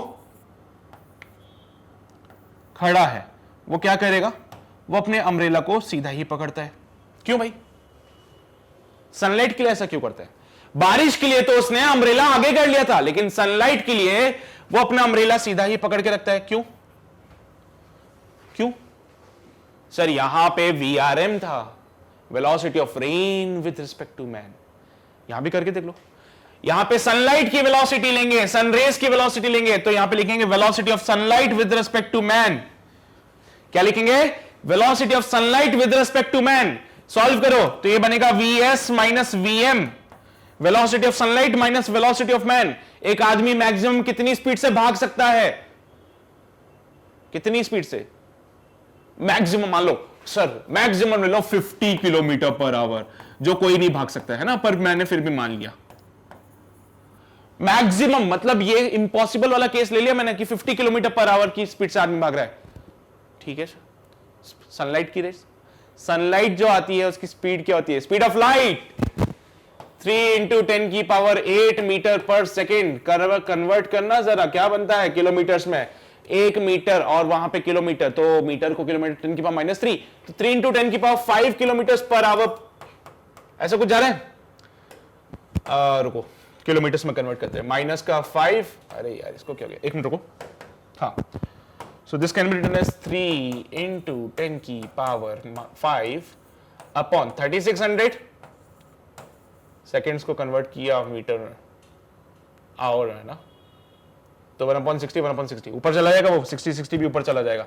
यार कंफ्यूजन हो जाएगा इससे, तो यार इसको मीटर में ले लेते हैं, चलो इसको मीटर में ले लेते हैं, है ना, कहां पे कन्वर्जन करते रहेंगे, तो इसको ले लो तुझे 100 मीटर पर सेकेंड, ठीक है, इतनी तो चलती है यार, वहां कहां कन्वर्जन करोगे, उसको अभी पूरा डिवाइड करना पड़ेगा फिर फालतू में बैठ के, यार कर लो, मेरी मर्जी, मुझे कोई दिक्कत नहीं, मैं तो करके बता दूंगा अभी, पर वो तुम्हारे को दिक्कत है, समझना ही था हम लोगों को, ठीक है। And the speed of light is 3 into 10 की पावर 8 मीटर पर सेकंड। मीटर्स में ही रहने दो, काम आसान रहेगा। इसको थोड़ा सा और बढ़ा लेते हैं, लेट्स से इसको मैंने बोल दिया 10,000, ठीक है, बहुत अच्छी स्पीड दे दी इसको, बढ़िया वाली 10,000 मीटर पर सेकंड वाली स्पीड दे दी मैंने, और दे दिया 3 इंटू 10 की पावर 8 मीटर पर सेकंड। जरा करके देखते हैं, तो ये क्या हो गया, वेलोसिटी ऑफ सनलाइट हो गया, ये वेलोसिटी ऑफ मैन हो गया, तो 3 इंटू 10 की पावर 8 माइनस का 10,000 करके देख लेना, अभी भी जो वैल्यू आपको मिलेगी वो क्या होगी, इसके नियर बाई होगी। ये तो बहुत ज्यादा वैल्यू दे दी मैंने, ये तो बहुत ज्यादा वैल्यू मैंने ऐड ऑन कर दी इसमें, इतनी वैल्यू भी नहीं होती इसकी तो, ठीक है, ये तो बहुत ही ज्यादा स्पीड मैंने मतलब किसी आदमी की प्रोवाइड करा दी है, जो कि पॉसिबल ही नहीं है। तो थोड़ा मक्कारी करो, कम करो उसको, इतनी स्पीड पॉसिबल नहीं है, तो कितनी स्पीड होगी, 10 मीटर पर सेकंड मान लेते हैं, ठीक है। अरे वो बहुत ज्यादा स्पीड हो जाएगी यार, इतनी स्पीड से कोई आदमी चल ही नहीं सकता है ना, अब वो थोड़ी इंजन थोड़ी फिट है इंसान के अंदर कि वो इतनी स्पीड से चलेगा। तो जब सॉल्व करोगे तो वो 3 इंटू 10 की पावर 8 मीटर पर सेकंड ही मिलता है।